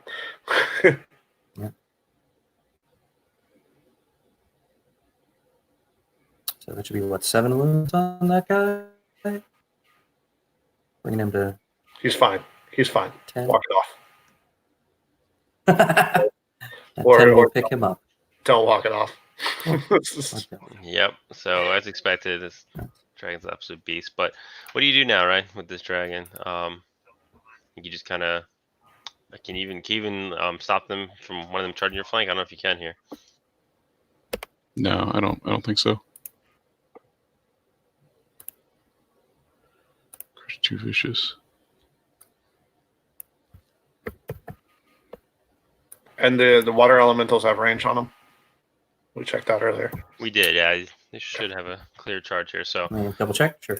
You double check yeah, that? go for it. Yeah, they see. So yep. So that blue line is 12. So he's got looks like 13 inches or so away from him. So well played by Elliot. Pushing up and where he needed to. So he gave up some stuff for that, right? Like he gave up the Scorch Wings in the backfield. If he saw that move. For sure, and this is where right he maybe decided that without the Scorch Wings, he knew his water elementals could really get in there because now again you kind of expect these guys to really kill this dragon here, especially with 5 wounds on it. I would imagine this dragon is in deep trouble. So Yeah. let's see how that comes into play. I mean, 14 attacks from the flank. Crush 2 and vicious on the beast? Yeah, Or- crush 2 vicious. Yeah, that should. I mean, the water elementals are almost doing the insurance job here. Yeah. Still They're not guarantee, though. they're not Pathfinders, so they'll hit on 5s. No, No, they're they- Strider. The Strider, Yeah, yeah, the they're Striders, you're right. exactly. They sure are. Ignore me. That caught me out one of the first times a local opponent played water elementals, and he was like, "Oh, they have Strider," and I was like, "Really?" And he's like, "It's water, man. It flows." I felt like a complete idiot. I'm like, "Yeah, that makes sense. I guess a wall wouldn't really care." Yeah. I wonder if Elliot's going to push up anything else here on the right side. How do you deal again with these Scorch Wings in your backfield, right? He can spin the water elementals if he feels like it. Spin the water elementals and charge them with surge. And Surge, yeah. Surge is so low though, right, on that guy? It's 4, but you have 4, 7 inches of movement. You can get like an inch away from them. Almost. Can you? 2. No, you I don't think have to you can. pivot more than 90. Yeah, so 90-degree pivot is exactly not going to be enough. So Yeah, I'm so wrong. he'd have Those to Scorch be. Wings are just going to have a field day next Yeah, turn. so it's at least like a 4 or 5 inch charge. So yeah, not even. I think even if he had all 4, he'd probably still be a little short. So Yeah, Yep. yeah. So this is Elliot nice took pick. the obvious easy charge first, and now he's given a lot of thought to what to do next. What's your next target? Do you throw that other Redeemer into the side of the Rhinosaurs here? Or charge everything, he says. Okay. I guess that's his decision. thanks. We'll see what Thanks, counts Al. as everything. Interesting. Yeah, we'll see. You sure he's not watching the stream? Right. No, I mean, I think charging everything is the right play here. When you're someone's threatening your rear like that, it's tough to not start putting some counter aggression. Okay, so this guy's actually on the flank. It looks like. Okay. Yep. Dual So they're charge. both going to be on the flank. Oh, yep. Dual charge. Very interesting. And then he's going to set the water elementals up as a blocker for his. For the knights, against the rhinoceros. Oh, that's Yep. I'm a little scared for him if he's trying to do that because he's gonna have. Well, I guess he's gonna have to deal with the scorch wings and the dragon that are. Yeah, he's going to need to ground that dragon. Dragon might be just short. It looks like. This guy's the scorch wings will maybe his Redeemer on Pegasus will charge the scorch wings then. My guess. Man, I really want him to take. Yep, that's the one. That's the one I wanted to see. Charge, That flank charge. Do it. Get some. All right, he's doing it. It's not even a high percentage for those rhinoceros to kill the Redemption Knights once their Thunderous is gone. Yeah, that's the thing. Now he charges the Redemption Knights out, kills the Ember Sprites, and turns. Pick up all the little stuff, yeah. And now he's in this dangerous position, and the Thunderous is stripped off the thing that was going to hurt you, and he doesn't have redundant charge arcs covering that corner. The regen roll. Not really. The clam roll. Recovering position. Yeah. Yep. Very nasty region roll. Absolutely. And there you go. That's the thing we talked about, right? You take the chance on the wounds that are not going to stick around. And there's one more picked up. Yep. Absolutely. Yeah. This is the strength of the grind coming through here. I think he kind of said, all right, faster we get to combat, faster we can start grinding down here. So, well, I like it. Yeah. I mean, the clock put on him was the shooting was not doing it. But those scorch wings in the backfield say you're about to be in a worse position than you are now. You might as well pull the trigger and just go. And this is a really great positioning setup too. This water elemental charging the Lakelodon in the center is going to be out of arc of the supporting rhinosaur group behind the hill there. Get him out. That's a strong position for Elliot after this. Basically, so what is he giving up to those rhinosaurs? Because those two rhinosaurs in the back are absolute beat sticks, and he's been pushing them back, and now they're going to have to come out and deal with stuff. Is he just giving them that front water elemental in the middle? Depending on how he positions them, that might be all.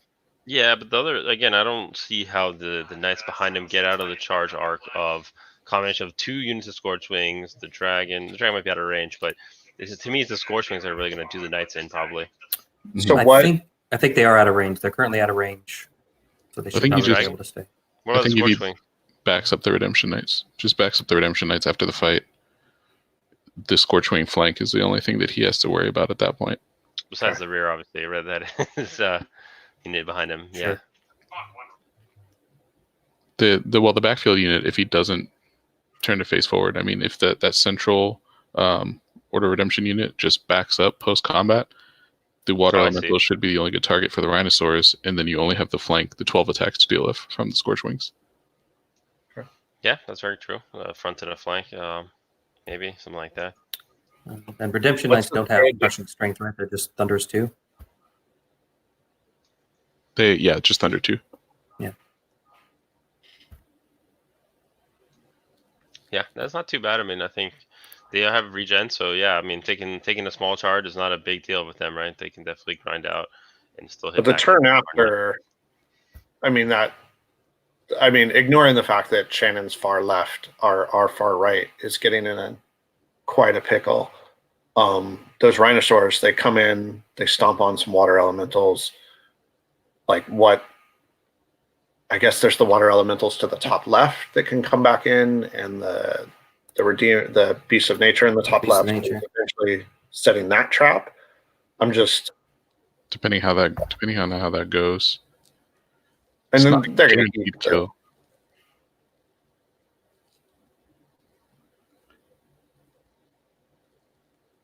It's a likely kill, but it's not a guaranteed kill for sure. Yeah. But yeah, the dragon. I honestly look at it, the more I feel like this right dragon is out of position here, where he's really not.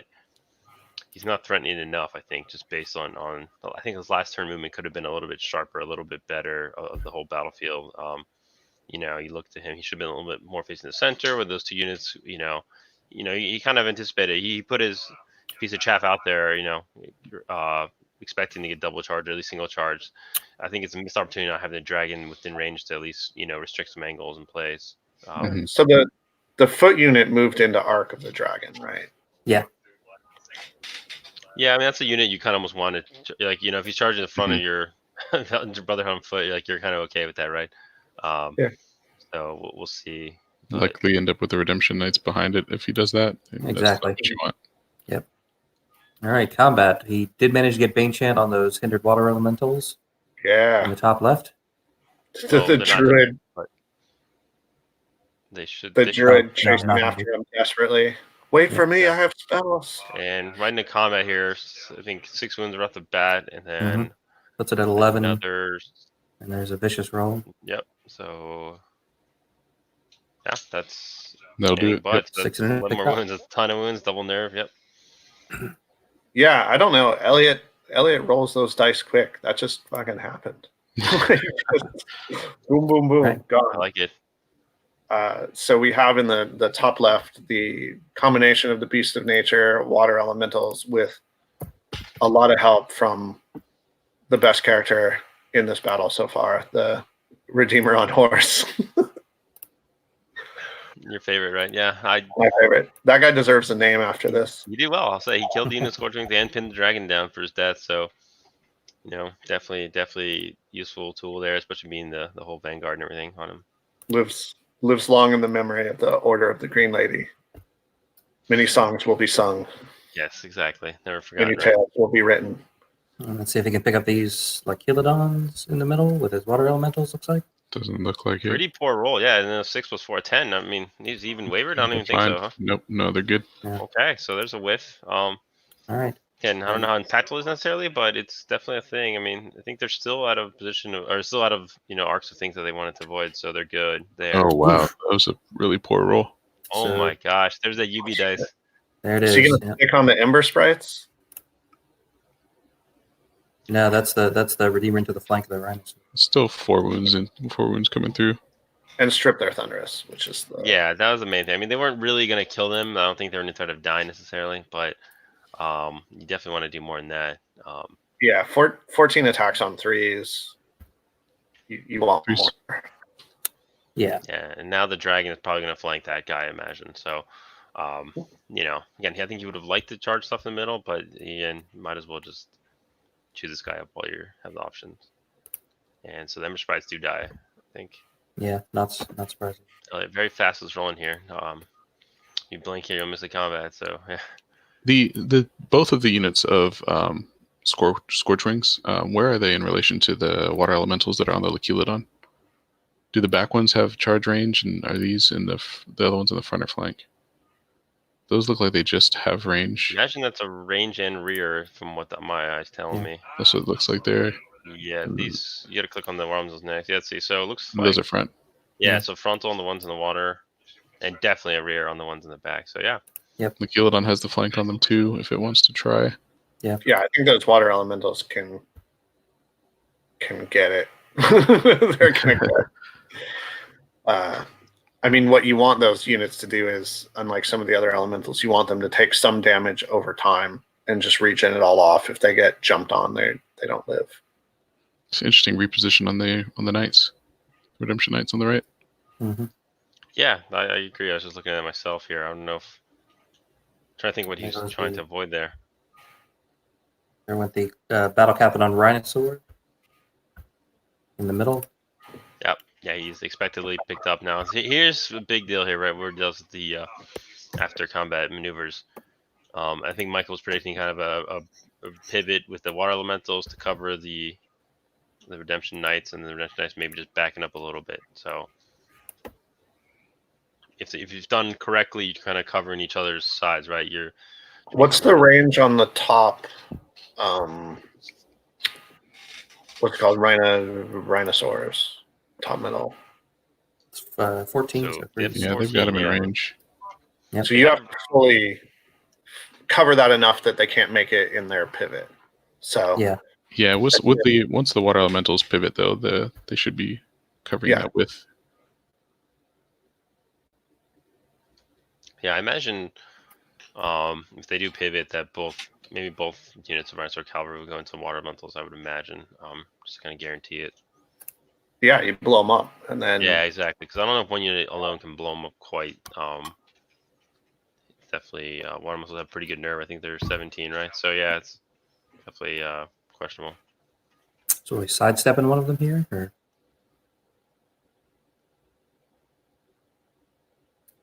Yeah. Sidestep will probably do it too. Yeah, I think that gets him out of range of the topmost Rhinosaurs. Gets him out of range of both, looks like. Yeah.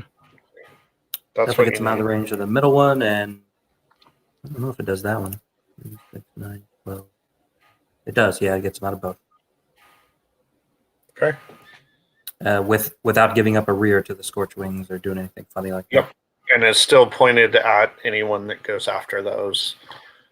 But he's not pointed at the Rhinosaurs, so he would be looking, if the Rhinosaurs murder this thing, they'd just be looking to peace out back towards the middle. Like, yeah, and it's these guys over here. It's the Beast of Nature and these elementals that you would expect to mop up the Rhinosaurs after they go in after the Earth Elementals in the middle of it.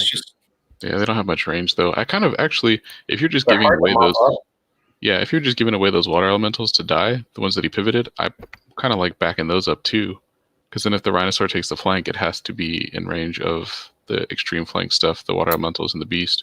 Yeah. Now, if they come in, they swing around to the front of those water elementals and are well out of range of those other things. Yeah, agree. Yeah, I don't see him not double charging here, right? Just pick him up. Yeah, they're beat sticks, right? And they're fresh units too. I mean, they're you're not necessarily too worried about you're going to get charged on the left, but I think you're sitting in a pretty good position if you start picking up a lot of units this turn.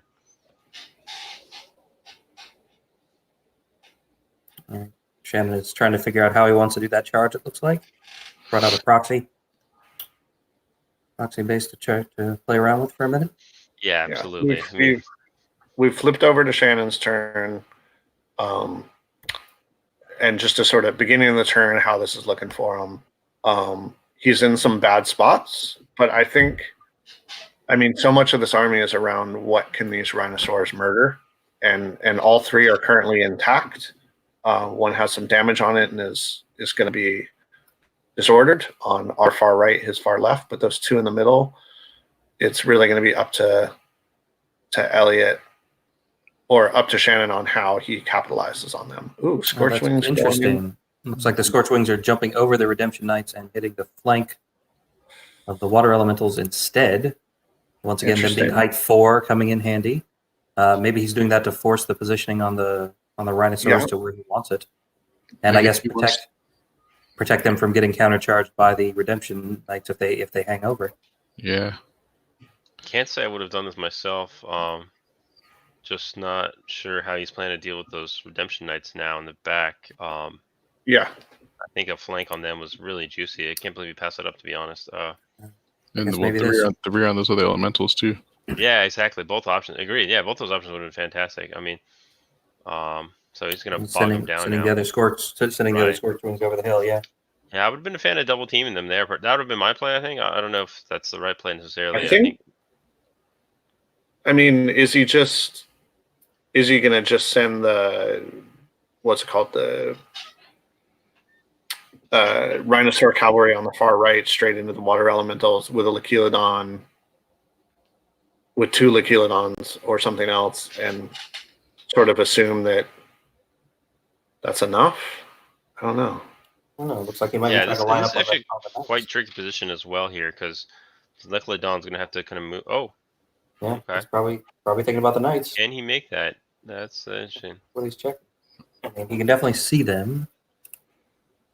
So zooming in, not touching the building. Hands here, yeah, okay. So zoom.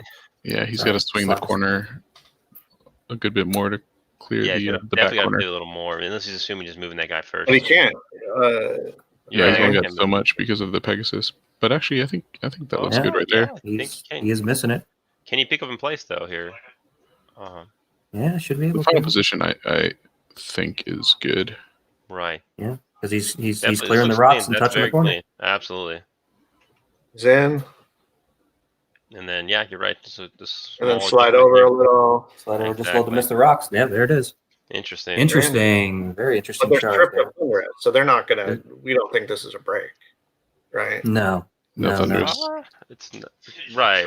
Yeah, it's not gonna break But them, they're but also it's gonna taking. take away their TC. Yeah. And it's definitely gonna do some damage for sure. But yeah, And this is one of those weird ones where you have Rhinosaurs. They have what, Crush 1, right? this I didn't Crush actually. 1, yes. Yeah, they have Crush 1. Okay. I didn't So know they'll that do those more- dinosaurs had the foot knights. I didn't even realize They'll that do range more- on those guys, to be very honest. I didn't either. Yeah, So this is really good. Yeah, Elliot might have made a mistake here, pushing these guys a little too far forward if he gave him that charge. Oh, wow. Must have been close. Oh, wow. And then he takes And the then- flank on the water elementals. We'll be able to kill it Yeah, on. why not, right? Yeah. And Yeah, we'll yeah, certainly well. flank. And we'll certainly flank this Redeemer with that dragon. And Shannon Okay. will be in not terrible position, actually. Absolutely. Yeah, I didn't see that charge on the Brotherhood. That was kind of one of my comments earlier were kind of based around that assumption that they didn't have anything else to do there. But this Yeah. makes a little more sense now, I think, why he's doing the charges he's doing here. And assuming the dragon's going to flank this Pegasus here. That's Yeah. seems Yeah. like Curious obvious if it'll there. end up hindered at all. If it ends up hindered, then point. that's No, it No, clears the speed. lake. okay. Yeah, Oh, Yep. yeah, just barely. Yeah, yeah, barely. that's funny. Good grief. Yeah, exactly. So here in Those turn things- 4, everything charged everything, and then everything else charged everything back. I'm a little worried for Elliot here, to be honest. I feel like he's going to be picking up a couple units here. If things go well for Shannon, he can be picking up 3 units here. So we'll wait and see. But, yeah, definitely Yeah. this game got ramped up real quick here. As I say, things escalated quickly, right? So there's that No, meme. But, no shooting this turn. Literally everything that on Shannon's side of the table is in yeah, combat. it's gonna get Yeah. bloody, gonna get real bloody real soon here. Which is This is on I love. the. This is on the Redemption Knights on the far Yeah, right. we're going straight into combat. So fuck it. 6, Nope. 10. Yeah. Won't get them, So but they lose their Thunderous. how many wounds did he do there? Like they needed 4s, right? So It did 8, looks like. 8. Yeah, 8 wounds. Yeah. Above Rolled a average. 4. So yep. A scary moment for sure. I mean, the thing is that where's inspiring here, right? I don't. I'm trying to see. Oh, they are There's, inspiring. Elliot's they are inspiring? Or who for who? The Redemption Knights are inspiring. Redemption Knights. Oh, okay. They inspired themselves. They inspire themselves. Okay, so They do. okay. Shows So what I know. Lycilodon's on Brotherhood. water elementals. Well, they're just generally inspiring, so they'll inspire the water elementals as well. Yeah. So okay. So I thought he Oh. might have had inspiring here. I take it back. He's actually quite good here. Maybe the Brotherhood And on this foot is don't a- have inspiring, or do they inspire themselves as well? No. The ones on foot do not have anything. Okay, so they might be out of inspiring range there. But I mean, presumably they're just going to be on. It's gonna die. Yeah. The Scorch Wings may have failed to do any wounds to the Order of Redemption in the center of the board, so they'll keep their Thunderous. It looks like they have 1 on them, right? Or They is that and they have one on them before. Don't think Did so. they? No, I think he did 1 because he did. Yeah. 'cause Yeah, I don't think see anything has hit them Oh, yet. they The did. win rolls a 2, 2, 3, 4 to 4 with the TC 1 is enough to do the. Oh, win. because they do have Thunderous Charge. Okay. Yeah, yep. Thunderous. Yep. So you got 1 win on there, which is again, it's all you really But he want. didn't. But he didn't crack the foot. He hasn't rolled that one Done yet. that yet. Yeah. Oh, okay. Sorry. No, he's kind of they're bouncing around here all over the place. This is the flank coming through on the. Yep. 4 on He's the already had flank. 12 wounds on the elementals, and then Fails to pick let him it up. nerve 3. 3 for nerve. Ooh. Yep, that's Ooh. only a That's a 15. 12 That's and a not 3. enough. Is there what -17? Yeah. That's 17, yeah. Yep, absolutely. Yeah. Yeah. That's Oof. unfortunate. So yeah, okay, all right. So Elliot breathes a sigh of relief here. Yeah, big time. Yeah. And is that a flank now exposed? Looks like. Yeah, I think so. If they can make it that far. Well, the Beast could probably get in. But Now we'll see if at they're least the Dragon can pick pretty something out, up. pretty far out still. Yeah, that's why I really wish those Scorch Wings that flank the waters had gone to the rear of the other water elementals. Yeah, agreed. I think a much stronger play there. And again, both. I think 2 units of Rhinosaurs would have for sure killed the elements, with not giving too much. I don't think, but I agree with you. Yeah, why take a flank and you get a rear, right? Mhm. So that Pegasus is quickly demolished over Dealt there. with, yeah. Yeah. But that is the only unit that Shannon got this turn. Everything else Now is we're still on the Still table. waiting on the foot, right? Yeah. And- So and you know, the, plus- um, Still, yeah, The they're two the one- Lepidodons. I think he did those already. The two Lakelons? And they did no damage?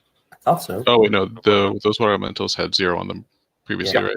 Okay, so they took 3 wounds here. They were rolling really fast. We were starting to keep up here. So, no, but I like it. Yeah, I think the last one we have is the Brotherhood on foot. So, or the Brotherhood on foot, I should say. And I Which I imagine think they'll he did take a last lot of- because if they murder this unit, which way they turn is Yes, yeah, understandably is so, right? important.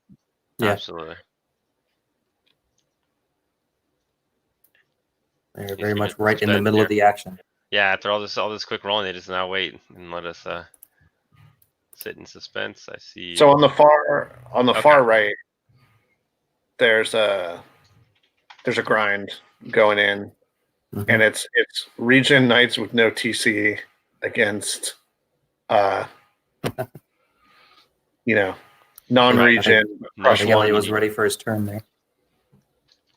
Ooh, Oh, 10 last wounds? comment here. Yep. So here we go. So Or to 11 keep up here, wounds. 14 hits turns into should be 2s, I believe there, right? So Yeah, Yep. so he gets him. 11 wounds. Oh, are they vicious as well? No, sorry. 11 wounds, and he rolled a 4, so Yeah, they're dead. which Yep. is plenty. Yep. And then no inspiring there, like we said. So okay. So what do you do here? Go Yeah, I that way. like this. Yeah, I think you kind of have to. That you're assuming that those Brotherhood on foot, or sorry, Redemption Knights are going to Order Redemption. To me, it sounds the same here. It's a little confusing. So I think the Order Redemption Knights there are going to have to be dealt with, and this is your best tool to do that. So yeah, I disagree with this. I mean, he didn't pick up a ton, but he does. I feel like he's in a really good spot. Shannon A is. lot of damage on stuff. That brings it to within 5 points of kill Oh God, total. are we headed to another draw? Come on, guys, someone I win. don't know. It kind of depends on how these regen rolls. Yeah, And Big time. it's just so looking at that untouched Rhinosaur unit in the middle.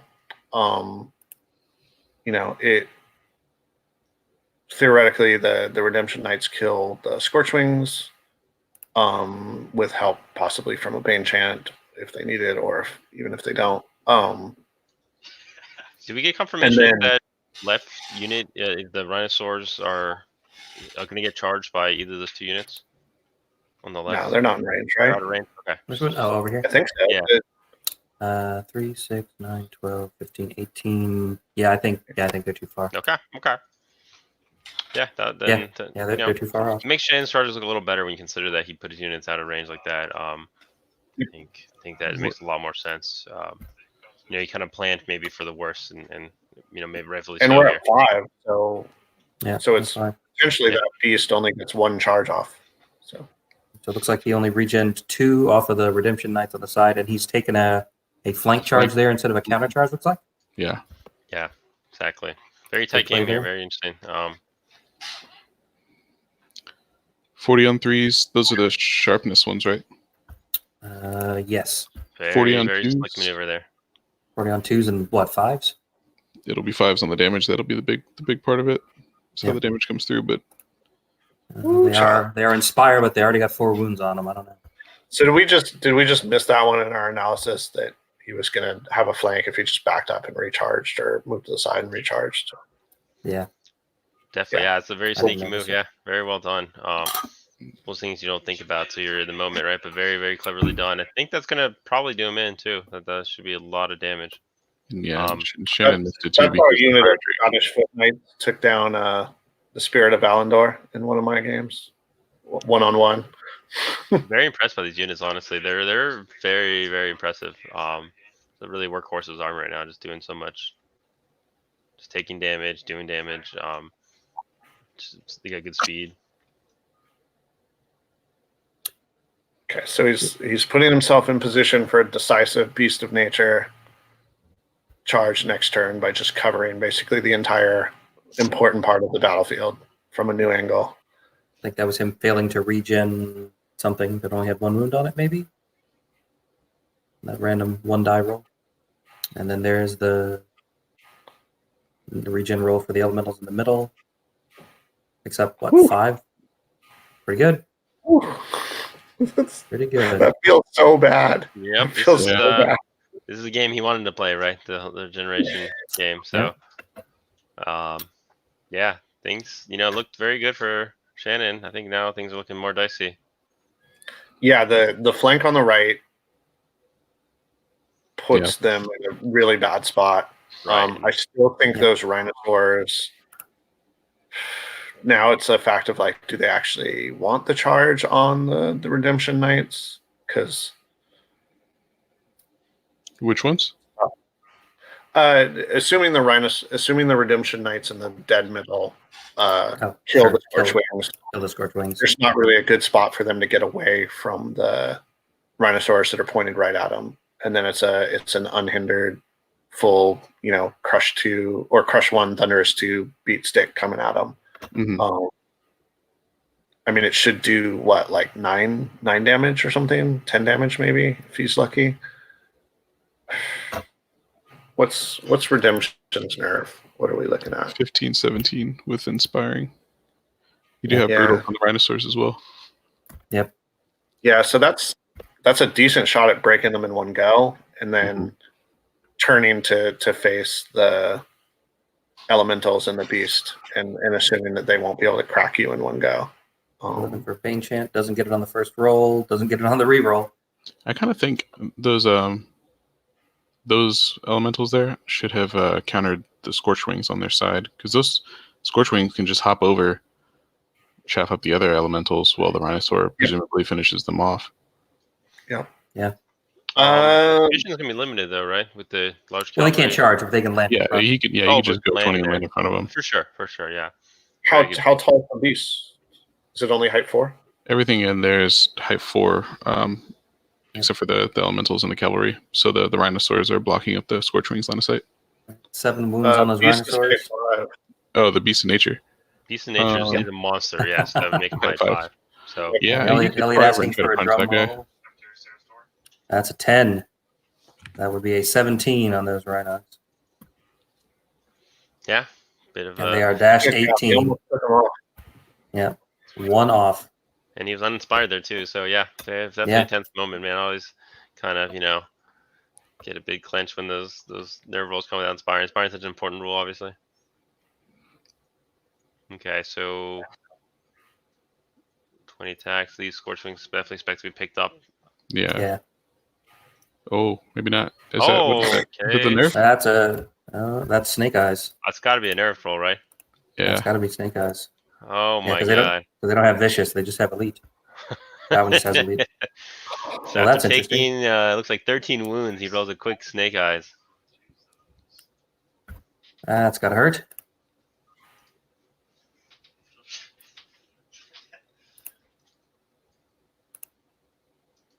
Taking a moment now to recover from that. Moment of silence for the Snake Eyes. Right.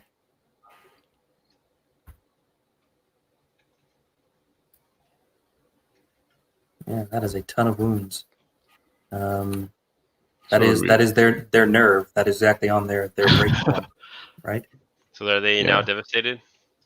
No, because they're right on their break point. Right on, not over. Okay. Yeah. So I'm devastated for him. Yeah. So I don't see if you can get the momentum back with these Redeemers on the right. I don't know if that's bad because how do they get out of there? How do they get out of there? They're also height 4, so they're blocking line of sight for those other Rhinosaurs. That's probably actually just fine for Elliot. You could go right. So you're not flying, right? So no longer go flying. Sideways 5 inches. Could you get enough room for the Rhinosaurs to fit? That's going to be the question, I think. So he flies those other Scorchwings out, sidesteps these that survived 5 inches. You may be able to get the Rhinosaurs in still. Yeah, I think 5 inches is usually enough to kind of get out of the way. It's about the width of a large cavalry, I think, right? I mean, I guess it's not the end of the world. You were probably taking that charge anyways. So it's just now there's wings around as well if there's a turn 6 relevance. Yeah, for sure. I mean, there's definitely times when Snake Eyes can hurt you, can help you. Sometimes you want to roll Snake Eyes and the unit lives that wasn't supposed to, but when the speed 10 unit like this, the value of speed 10 I think is really just being able to get out of the way. Even in situations like these. I know, again, I'm not sure what the base size is here exactly. Like I'm very used to seeing it with troops of wraiths that live, that can just go 10 inches sideways and they're always out of the way to get to clear up for cavalry and things like that. And so that's kind of what I expect to happen here again, but I don't know what the cavalry base is, if there's enough room for that, what to see. So Bart in the chat has let us know that Cock 2021, Cock 2022, whenever we see it and suddenly water elementals have brutal, we know where it came from. We know where that came from. Right. Yep. We know the origin story of the brutal water elementals is right here. Yeah, living legend unit. All right. It's down to Shannon's bottom of 5. He's down 345 points, which is not terribly difficult to make up. So he slides his Scorch Wings out of the way, hopefully to make enough room for his Rhinosaurs to come in. He might have to move those other Scorch Wings out of the way too to allow enough space. But he's going after the Beast of Nature like we thought he might. So he can see them? No, yeah, because the Beast is one taller than everything else there. Yeah, I'm the one that I said that. That opens up that lane for those Rhinosaurs to punch those Redemption Knights. And for the other Rhinosaurs to counterpunch the Elementals, I would guess, yeah. So what do you do with that Drake and the Lechiladon? Do you shoot at the 6-wound Redemption Knights? They're effectively a 9/11 nerve right now. Yes, you could. Double down with it, see what you can do. I'm telling you, it's the 330 point of free. Yeah. I mean, that Drake has been facing, like, erring on the side of facing toward the flank the whole game, and then the one turn where Elliot had the opportunity to get out and get around that side, he did it. Yeah, it's a very close game here, honestly. It's going to come down to a couple clutch combats in the middle. Yeah. The Rhinosaurs, if they can kill that unit of Redemption Brotherhood, it's gonna make a big difference. I think that's gonna be one of the most pivotal combats you'll see. Mm-hmm. And then the question about the shooting, I don't know. I'm really not sure what to do with that unit on the right. If I were Shannon, I'd probably just throw the Licodons in their way, and just maybe take a pot shot if you can do both, and just try to take out the watermelons. I don't know. It's a tough call. Yeah, I guess that makes sense. But sacrifice the Lechiladon to those guys, throw the Drakes in the front of the water elementals and try to kill them. Yeah, again, those guys have been doing so much work for Elliot. I mean, talk about a unit that on paper should have probably died somewhere around turn 3 is now looking to charge turn 6 to do some damage, right? So, very very well done. Really surprising. Yeah, so opting to just take some pot shots, get out of the arcs, I guess. And also here, you're gambling that. I mean, it's a relatively safe gamble, but you're gambling that you get a wound on the Beast of Nature, because otherwise you're taking a rear from the Beast of Nature. Yeah. Yeah. I think the best option is just side over, shoot those Redemption Knights, because if you pick them up, that flank is. If Shannon picks those up, if those Redemption Knights are not there, he pretty much is in a position to just win the game. And it's kill. So it's how much faith do you have in just breath? Points. 15 breath with no piercing, right? I mean, you've had faith in it to this point, right? And that's, like I said, they're effectively a 9/11 nerve. It wouldn't take a crazy amount of damage to get them in a position where they could die. They're 285 points. Mm-hmm. You definitely want them dead. I think there's no question about that. But yeah, I guess Shannon decided he doesn't just, maybe he's had enough of them. He said, these guys are destroying me. I'm just going to run away and just not give them anything to charge. Again, they've been rolling hot. They've been doing damage. Can't blame them too much for just saying, I don't even want these guys to deal with these guys. They're going to one-shot my dragon in response. I'll probably miss and one-shot my dragon. So, if you at least take that option out of the board for your opponent, then they have no ability to get those points, right? I think...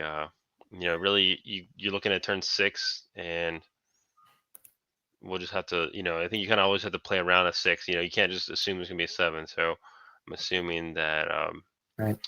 Shannon's looking at a 6-point game here, saying, I don't want to give you more points than you can even possibly get. And what I love about this board state right now is that if you had looked at, say, turn 2 and said that Elliot would have 2, sort of reasonably intact units on his far right, Shannon's far left, and Shannon would have completely abandoned that flank by now. it just never looked like it was going to happen over there. That looked like the side Shannon could push on, and just good play and using that piece of impassable terrain as an anchor. He just snuck 2 units in there, and the second one did the job. Okay. So. Yeah, for sure. I mean, I think we in the comments already are shooting, looks like. So That did not look like. a little confused now. What's going No, on? I think he did 1 wound to the elementals, didn't bother rolling nerve, and then went on to combat. Gotcha. So I think those Scorch Wings did just do 1 wound and ground the They beast. did the one they needed to. Jesus. Okay. Yep. Now here he's we go, on 18 to the. wounds. Yep. On the injured water elementals, looks like they're taking. Puts them back to the same number of wounds they had. Yeah, they take. No, and a little more this That time. should do it. Yeah, this time they're dead. So with the brutal, especially. So now you turn and face, right? So, but again, water elementals. What's their range looking like right now? These? Yeah. So let's see. So they got 12. 14. Yeah, so they're pretty good. So they're gonna be a little. I was wondering if the Rhinoceros can, in any way, shape, or form, get away from the elementals, but it doesn't look like they can't escape their fate. They're just gonna have to take that charge and hope for the best. Hope for the best. Hope for the inspiring and the countercharge from the Drake to make it worth the sacrifice. Yeah, exactly. It's. I mean, yeah, that's where you really wanted to kill the unit in the first turn, and now the fact you didn't is probably gonna cost you a unit. I think so. Without the healing, without the sustain, that's one of the weaknesses of this Salamander list is that those wounds that's stuck, they're not going away. So, okay. All right, let's see what these Rhinoceros can do in this order. It's a big combat. Absolutely want to see what's going to happen here. 14 hits. Oh, well, that was a good roll. Is that 12 wounds? Yeah, should be 2s. Kills him straight up. Very nicely done. That is massive. Yeah, that's 270 points. Yeah. Not only that, but that also, I'm assuming he's going to turn these to face up. Going to threaten a lot of the water elementals as well. So the water elementals want to come in and try to finish off that injured unit of Rhinoceros is probably going to cost them their life as well. So yeah, it makes it a lot harder decision for Elliot to decide what he wants to do. Again, very, very pivotal combat. I was kind of waiting for that to happen in this game. Rhinoceros are a very, very hard-hitting cavalry unit. They're infamous for doing this kind of thing. So there you go. So I mean, I don't know the specific instance of where it happened or pulling back, but when I look at that army, you sort of say the Rhinoceros are going to do all the damage, and everything else is there to deliver those charges. And as much as Elliot moved around and repositioned and had speed in certain locations, those 2 Rhinoceros did still get kind of charges they wanted, and that one in the middle especially just plowed through 2 units in basically 2 turns, and is untouched in a reasonably safe position. So yep. It's we don't know how this is going to go yet fully. This is still really close, but from a sort of grand strategy of the game, it's Shannon looked like he was in a bad spot with those 2 Rhinoceros, but they eventually kind of did what they wanted to, which is definitely a big late game surge here from Shannon. Going in top of turn 6, it is now a draw again at 145 point delta, with a slight edge for Shannon. So, he's going in. He's got to pick up some points. So now, do you try to throw that Druid somehow in the way of those fresh Rhinoceros? Bane chant the water elementals. Bane chant the elementals to make sure you get them. Yeah, I definitely go with the Bane chant. Yeah, just make sure you kill him. You can kill him. You can kill the Scorchwing too from the Beast of Nature, maybe. So there's some points to be picked up here for sure. You're gonna kill pick up the Lechilodons and move the knights into position for a turn 7. So say, did Druid have a fireball or anything like that? I don't think so. No, you really wanted to kill that unit of Scorchwings, right? That are just chilling back there with a million wounds on them. Yeah, no, he's got heal 2, Bane chant, surge. He's got the keyword verdant, so I don't think he gets a fireball. So this is a kind of nice. This is kind of nice double charge opportunity here, because send them both in onto the Lechilodon, and worst case scenario, you've secured 2 objectives with these 2 units as they killed. Yeah, good point. I think that might be what he's doing. Not only that, it's but nicely for turn 7. Use a weak unit as a free reform. As the free reform, yeah. Yeah.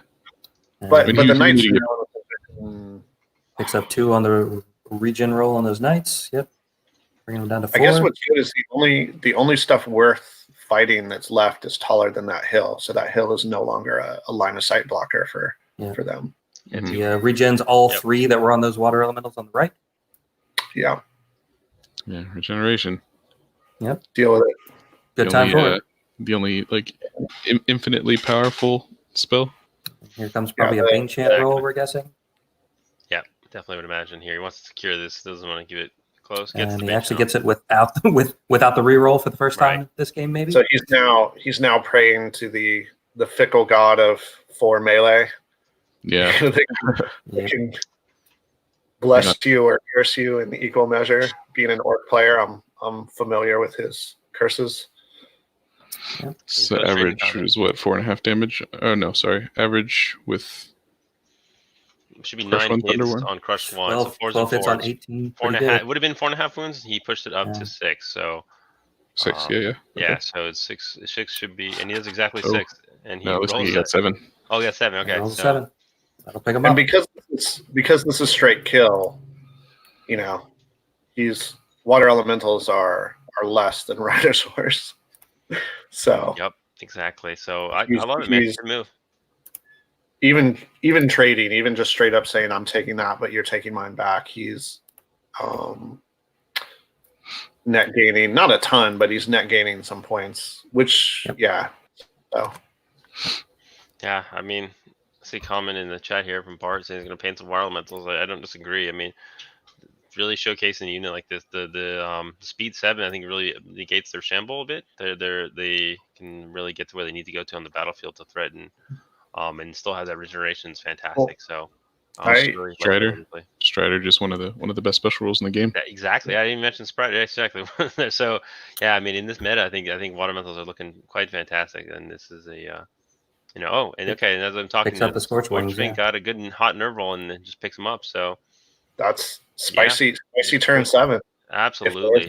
Shannon does not have many units left. He's now looks like on the back foot going to the bottom of 6 here. We still have that Lakilodon combat. He should pick that up. Yeah, just look at me. Sorry. I'm jumping ahead again. I'm such a big fan of the Order of the Green Lady army. It's my second favorite army in that book, I think. Next to the best army in the game, Kingdoms of Men, of course. But I love it. It's just a cool army. Just the idea of like knights and elementals. You can put knights in a few different choices of elementals. It's just a cool list. There's a lot of theme potential. There's a lot of modeling potential. It's strong and it has a unique sort of play style that's different than just like Brotherhood was. So I like it. It's gonna be a tight game here. Definitely curious to see. 17 hits. Yep. With sharpness. Yeah, you expect that guy to go to snakes real quick here. Yeah. Yeah. That's another 85 points, which doesn't seem like a lot, but in a game this close. Yeah, and here's a question: are these Scorch Wings going to come into play right now? These ones that have kind of on borrowed time here.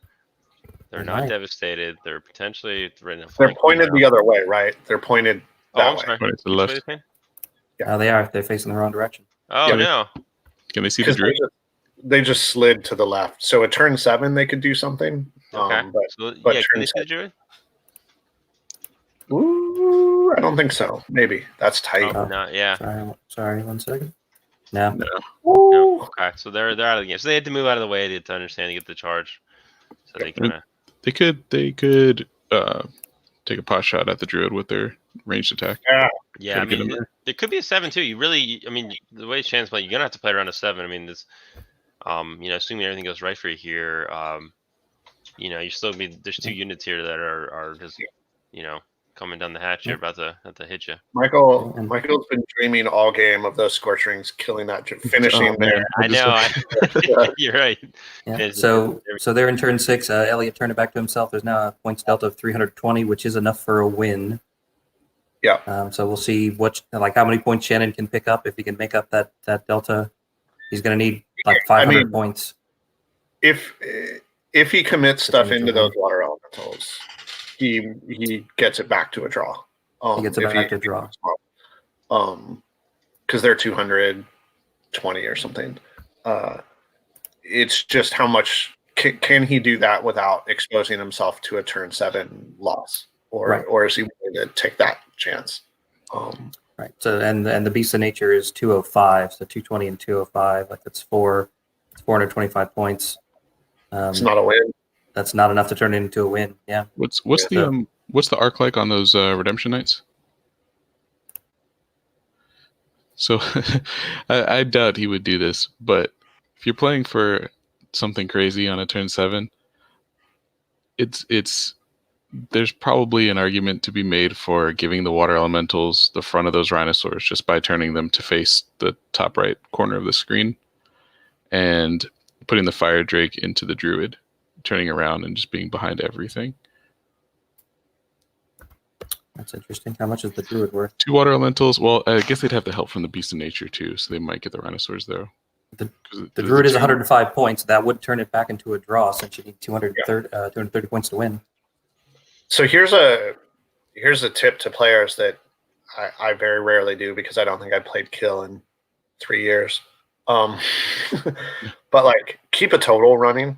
Know exactly where you're at, because like if you're estimating this stuff right now, the fact is that they have a really safe Shannon has a very sort of safer option to go for a draw right now without having to kill the water elementals, and that could potentially be a safer option for him. Possibly even could he double charge the druid with the fire drake and the rhinosaurs? Yeah, he could just throw them both that way and turn them all around to face everything from behind. And then at turn 7, like if he's going for that draw, that's available. Yeah. And just fly these Scorch Wings so that nothing can see them, because right now a couple things have arc.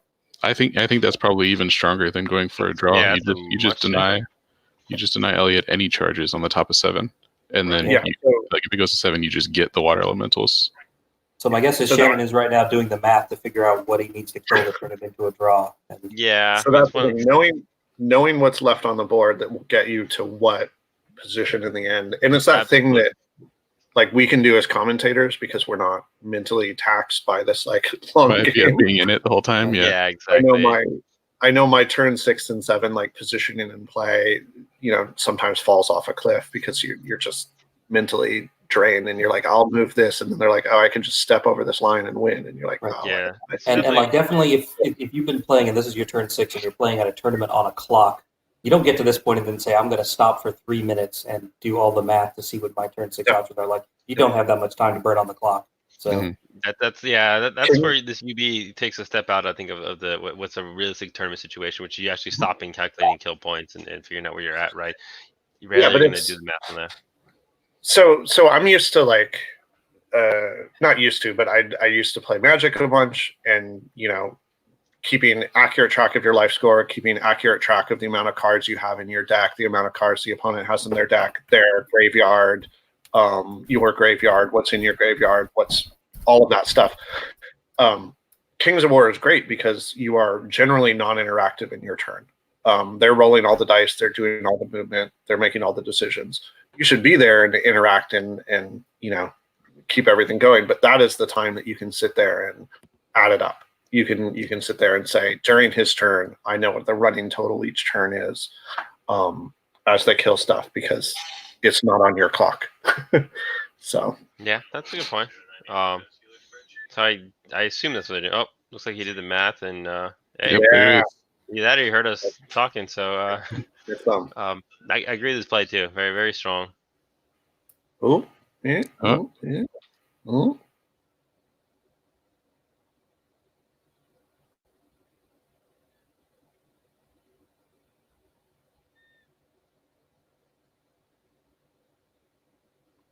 Now, does that put him out? Michael's happy this druid is now going to be dead.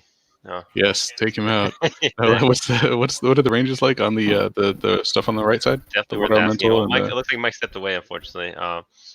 But yeah, I think the closest the elementals look way too far. Imagine. Mike, we want to see ranges and arcs on the Order of Redemption Knights and the water elementals right next to them. Yep. So do they have? Doesn't look like they have range. So much closer than I would have expected. Looks like they're about an inch away, which makes the Redemption Knights actually, I think, within range, maybe, huh? Yeah, I think they just barely touched the back corner, but if he repositions at all or If walks he- forward yeah. at all, he's Yeah, it's a very simple pivot. We'll take care of that. And that's why I wanted them to sort of. That's why I was thinking maybe the double charge, because then the Rhinosaurs would be further pushed to the left and would have and therefore out. Yeah, and then the Dragon's shorter and can easily walk forward, and he'd be out of arc as well. He'd be out of range. Yeah, what do you do Curious this to know if they would fit, though. Oh, actually, no, they would definitely fit. Because the dragon is exactly half the width of the Ancients on Rhinosaurs, so they would for sure fit. Yeah. But he's just not even bothering. He's just going to he's fly just, away. The dual charge is much stronger. This dragon doesn't fight. Yeah, I agree with you. Like you said, it's a 300-point freak, right? Yeah. It's a shooting right now, he doesn't have a charge on turn 7 with the dragon, which he could have had with the dual charge, right? I mean, there's no reason not to pivot them, and because they could kill a water elemental unit on turn 7, right? Yeah. If he has both of them turned to face, yeah, absolutely. Charge whatever he wants at that point. Bottom of 7, he can gamble on 2 different units if he wanted to. He's securing the charge, but he's securing the draw, it looks like, but he might have been giving up that shot at a win. So Yeah. And I think he certainly pivoting to leave these guys out of the Beast of Nature's range. It was a low shot, because if he only kills the druid and he picks up the water elemental, we're kind of at tied. He had to pick up 2 units. Are those but with the Scorch Wings, like if the dragon and the Scorch Wings went into like the Redemption Knights or something, there could have been something. The water elementals there, are they in range of the Scorch Rings? I think they were just They're out, right? not. Just They're out. Okay. not. Just out, yeah. Okay. They are just out, and they are also out on the Beast. It'd be a I was pretty gonna big say, 'cause he almost mistake gave on those. Yeah, almost gave those Yeah. water elementals an out. Exactly. It's definitely, you wouldn't expect a sort of a top tier player. Double one but double one the druid. Yeah, that would be quite unfortunate here. So looks like he's securing Not a objective. shooting. I don't know what's going to shoot at what. I guess the Scorch Wings have shots on. Oh, interesting. Gonna try shooting at the Redemption Knights. Yeah, why not? No wounds. Yeah, sure. All right. Don't snake it. Yep, here it comes. Yeah, Hey, buddy. exactly. Hold your breath. It's funny how they slow down on these comments. Okay, here we go. It's plenty of hits. Yeah, 12 hits, I think, and all 12 wounds. So And not snakes. there you go, not snakes. Yep. Druid is finally dead after that close encounter he had on turn 2, and then here he's got to be careful to pivot here. I remember we saw that there's that the Brotherhood Redemption Knights do have range if he doesn't pivot properly here. That might be enough there. I think so. Can you let me say, there we go. Yeah. It looks to be enough. Okay, so roll for 7. Here we go. And And there is a 7. There is a turn 7. Okay. So This game again, is- this really only favors Shannon, right? I mean, I don't think. Elliot I has just don't. anything. He's got to pick up 2 units, Right. Very unlikely. and he's not in a position where he can do that. So this is just pulling it into a better draw. So Yeah. should Elliot just be grabbing objectives at this point? Yeah, I don't see why not. He's got enough unit strength to crowd him off of ones, and there's plenty of options around. Yeah. I mean, there's no. Right. So what can he grab even, right? I mean, I don't see him being able to take more than 2. The 2 on the right, I see. Like, He's got a beast. I don't know. beast could. Yeah. What is the beast? If Fly takes the one on the hill, maybe. But that's easy for like the Redemption Knights back up to get one. The Sure, Elementals walk yeah, the forward to one- get the other. Yeah, I see the one on the hill and the one next to the rocks. I think are easy grabs. I don't even think that you can get anything else though. Just the way that this board looks positioned. The Scorch Wings looks like they're kind of blocking the elementals from really doing much there. I think Yeah. kind of solve when you first move. So yeah, so I think he's getting these 2 for sure. And As a regen roll, doesn't get anything. right. I assume they're out of arc of the Scorch Wings now. I mean, Scorch Wings could potentially charge something, just to go crazy, right? But you don't really expect much here for sure. Unless he decides to move these water elementals to not block the rhinos. The rhinosaurs, sorry. Well, he should turn and face the like The rhinoceros. Yeah. yeah. I course, mean, yeah. they should pick up the water elementals, but it's not guaranteed. Not But if you necessarily, give yeah. them It's a close one. Yeah. Honestly, I'd be surprised that was more than a coin flip. Maybe the brutal, it's a little bit in rhinoceros' favor, but I mean, it kind of doesn't matter that much. It's not going to push it to a win. very good point. So, yeah. It's just drawing more. Is this why we all hate kill? It's just, Yeah. Could be. Could be. It's a very close game. I mean, I guess you kind of expected it, right? You think of two top tier players. He could Keep he in could mind, fly you the just beast over and take the objective that the dragon is on and make him leave the dragon there. Yeah, I mean there are some fireball shots. You know, he can roll just completely out of the box and kill something. Maybe we'll see. Possibly, yeah. You know, keep in mind there's no inspiring on that side of the table, right? So yeah, I mean, the beast maybe just gets the hell out of there and doesn't risk a hot roll on the fireball. even the fireball, right? Yeah, exactly. I just go straight 20 forward, just land on that hill, face the scorch beast, so they don't get to flank you or anything, and then call that one.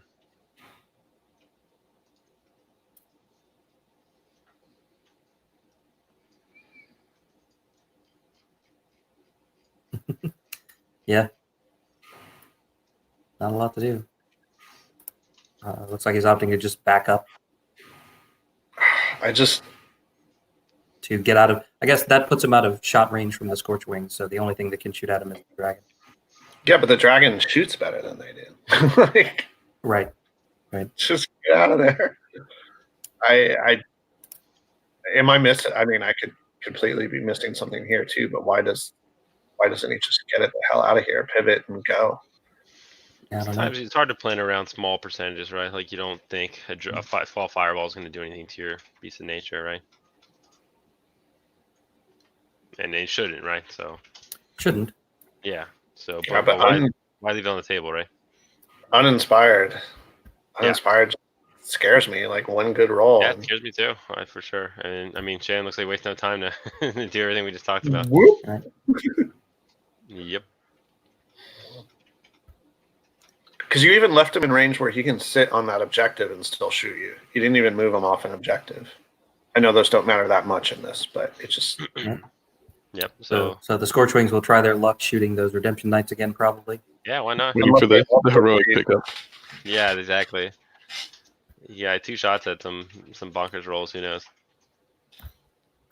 Okay, first shot. Yep. All right. Probably Yeah, won't do it. Very safe. Nah. Yeah. No help there. Okay.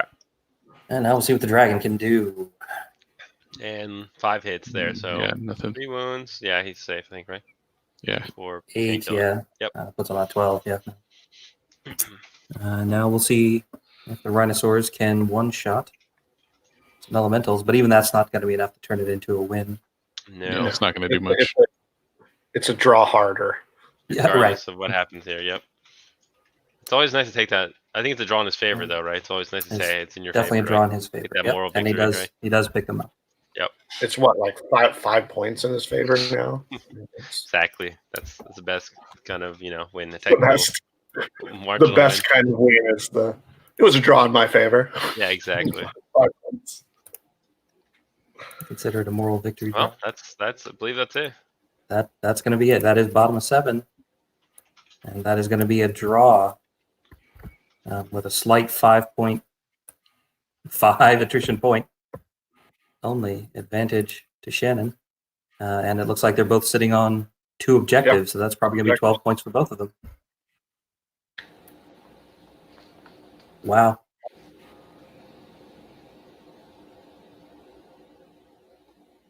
That was a lot of high-level Kings of War for a 5-point difference. 16-16? You get the kill bonuses too, right? So all Oh, the stuff they kill killed. bonuses. So Yeah, and they both killed they 1,500 killed points 1,500 plus. points. Yeah, quite a bit. Yep. Yeah. So 4 attrition they earn. Wow. So- High scoring draw, really, when you think about it. That is a high-scoring draw, yeah. How did what surprised you in this game?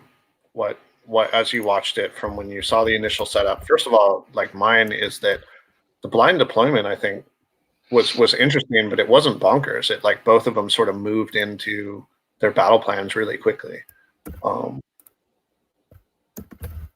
It didn't feel like anyone was really fighting against their deployment that hard from the blind deployment. So Yeah, I'll say the Order of Redemption Knights surprised me. It's just how well they're able to kind of just do damage. Elliot, I think, obviously piloted very well, especially on the right flank here, where ultimately they ended up winning this right flank, right? Which is kind of funny because I didn't see that coming at all, especially the way it came out. So that kind of surprised me a bit that he was able to really use that piece of rock terrain and the board edge to kind of, limit the charges and just kind of just get in position and just deliver some good damage. So and it's All right, we've got the players all right. back in their game. Hey guys. and it's high risk. Hi, Mike. Hi, It's high guys. risk with only Thunderous. So that was awesome. Yeah, it was really interesting. Couple of points. As you saw, Elliot and I were charge talking everything. while we were playing. Yeah, that was really cool when he did that. Yeah, I hung the luck out from behind the rock. I had it set up where he wouldn't be able to get the cab in, and then I was planning to pull the dragon in behind it. Didn't have enough room, and I forgot to unpivot it, so I ended up letting him get the knights up there one time. And then when I had the double charge on the water elementals on the left, I was expecting to take those off, and since I didn't, kind of set up to lose them. But it was a really good game and really well played. He, kind of cornered my Drake in. I wasn't sure what to do on the upper left in turns 2 and 3 either, if I should run it away. Probably should have run it away, but I didn't want his individual interfering with the Rhino Cav. So it was really well. Good game for sure from Elliot. He saw a few things I missed, so that was good. As I said there, I think you were robbed a bit there. The dice went in my favour very well on that one turn where just nothing died. I charged everything, expecting to lose all of it, and it was somehow I had something left at the end of it all. Yeah, you had I was happy really with how I bad- played bad both streak of flanks. nerve rolls I there. wasn't happy with how I played the middle. Yeah, it was very good. I think everything survived except the foot guard. So focusing in on that sort of turn, the foot guard moved up so that they were in arc and range of the Rhinosaurs. Did you miss that one, or because we all missed it, and then they just made the charge? And we're like, oh, surprise. I completely missed it. I was looking at everything else around them, thinking I need to get these foot guard. I was more looking at the Scorch Wings in the flank and thinking, well, they're in the flank, but if you're charging them, that's a waste of the regiment. And so I was too busy looking at that and didn't look at the Rhinosaurs coming down. Yeah, so that was good yeah. kudos to Shannon on that one, because none of Absolutely, us saw yeah. it. And then Very they surprising. went zipping across the board and slammed into him, and we're like, well, that's a good charge. And it was a real pain. And there was 2 of that. I mean, the Druid as well was a massive mistake on my part. Leaving the Druid in charge range, I was going to play the game very, very differently. I wasn't going to charge everything like I did. But then as soon as they were behind me, I realised I couldn't wait anymore. I had to scramble that turn and just pick up points where I could. Yeah, so not to focus on that mistake, but we had a question right after that. You had your Beast of Nature in the top left of the screen, and he had a charge on the flank of the Scorchwings back by your Druid, and instead opted for trapping the clan lord on Fire Drake. And we didn't know if you saw the second charge and opted for the trap, or if you didn't see that. Yeah, I saw it. I decided more that those clan drakes could be an absolute nightmare and were his biggest scoring points. Anytime you can pin one down, you've got to take it, because otherwise he had so much other units and so much stuff in the way. I actually decided it was worth leaving the Scorchwings in the rear just to try and pin that unit down. And I wasn't confident the Waters could do it by themselves. And as soon as you don't do it, he just disappears and you never see it again. Yeah, and that the panel the panel was divided on that one, so that no one's calling that a mistake or anything. That was this is an interesting decision. So yeah, no, I'm a big believer because I use flyers so much myself, that when you can catch them and pin them down and kill them.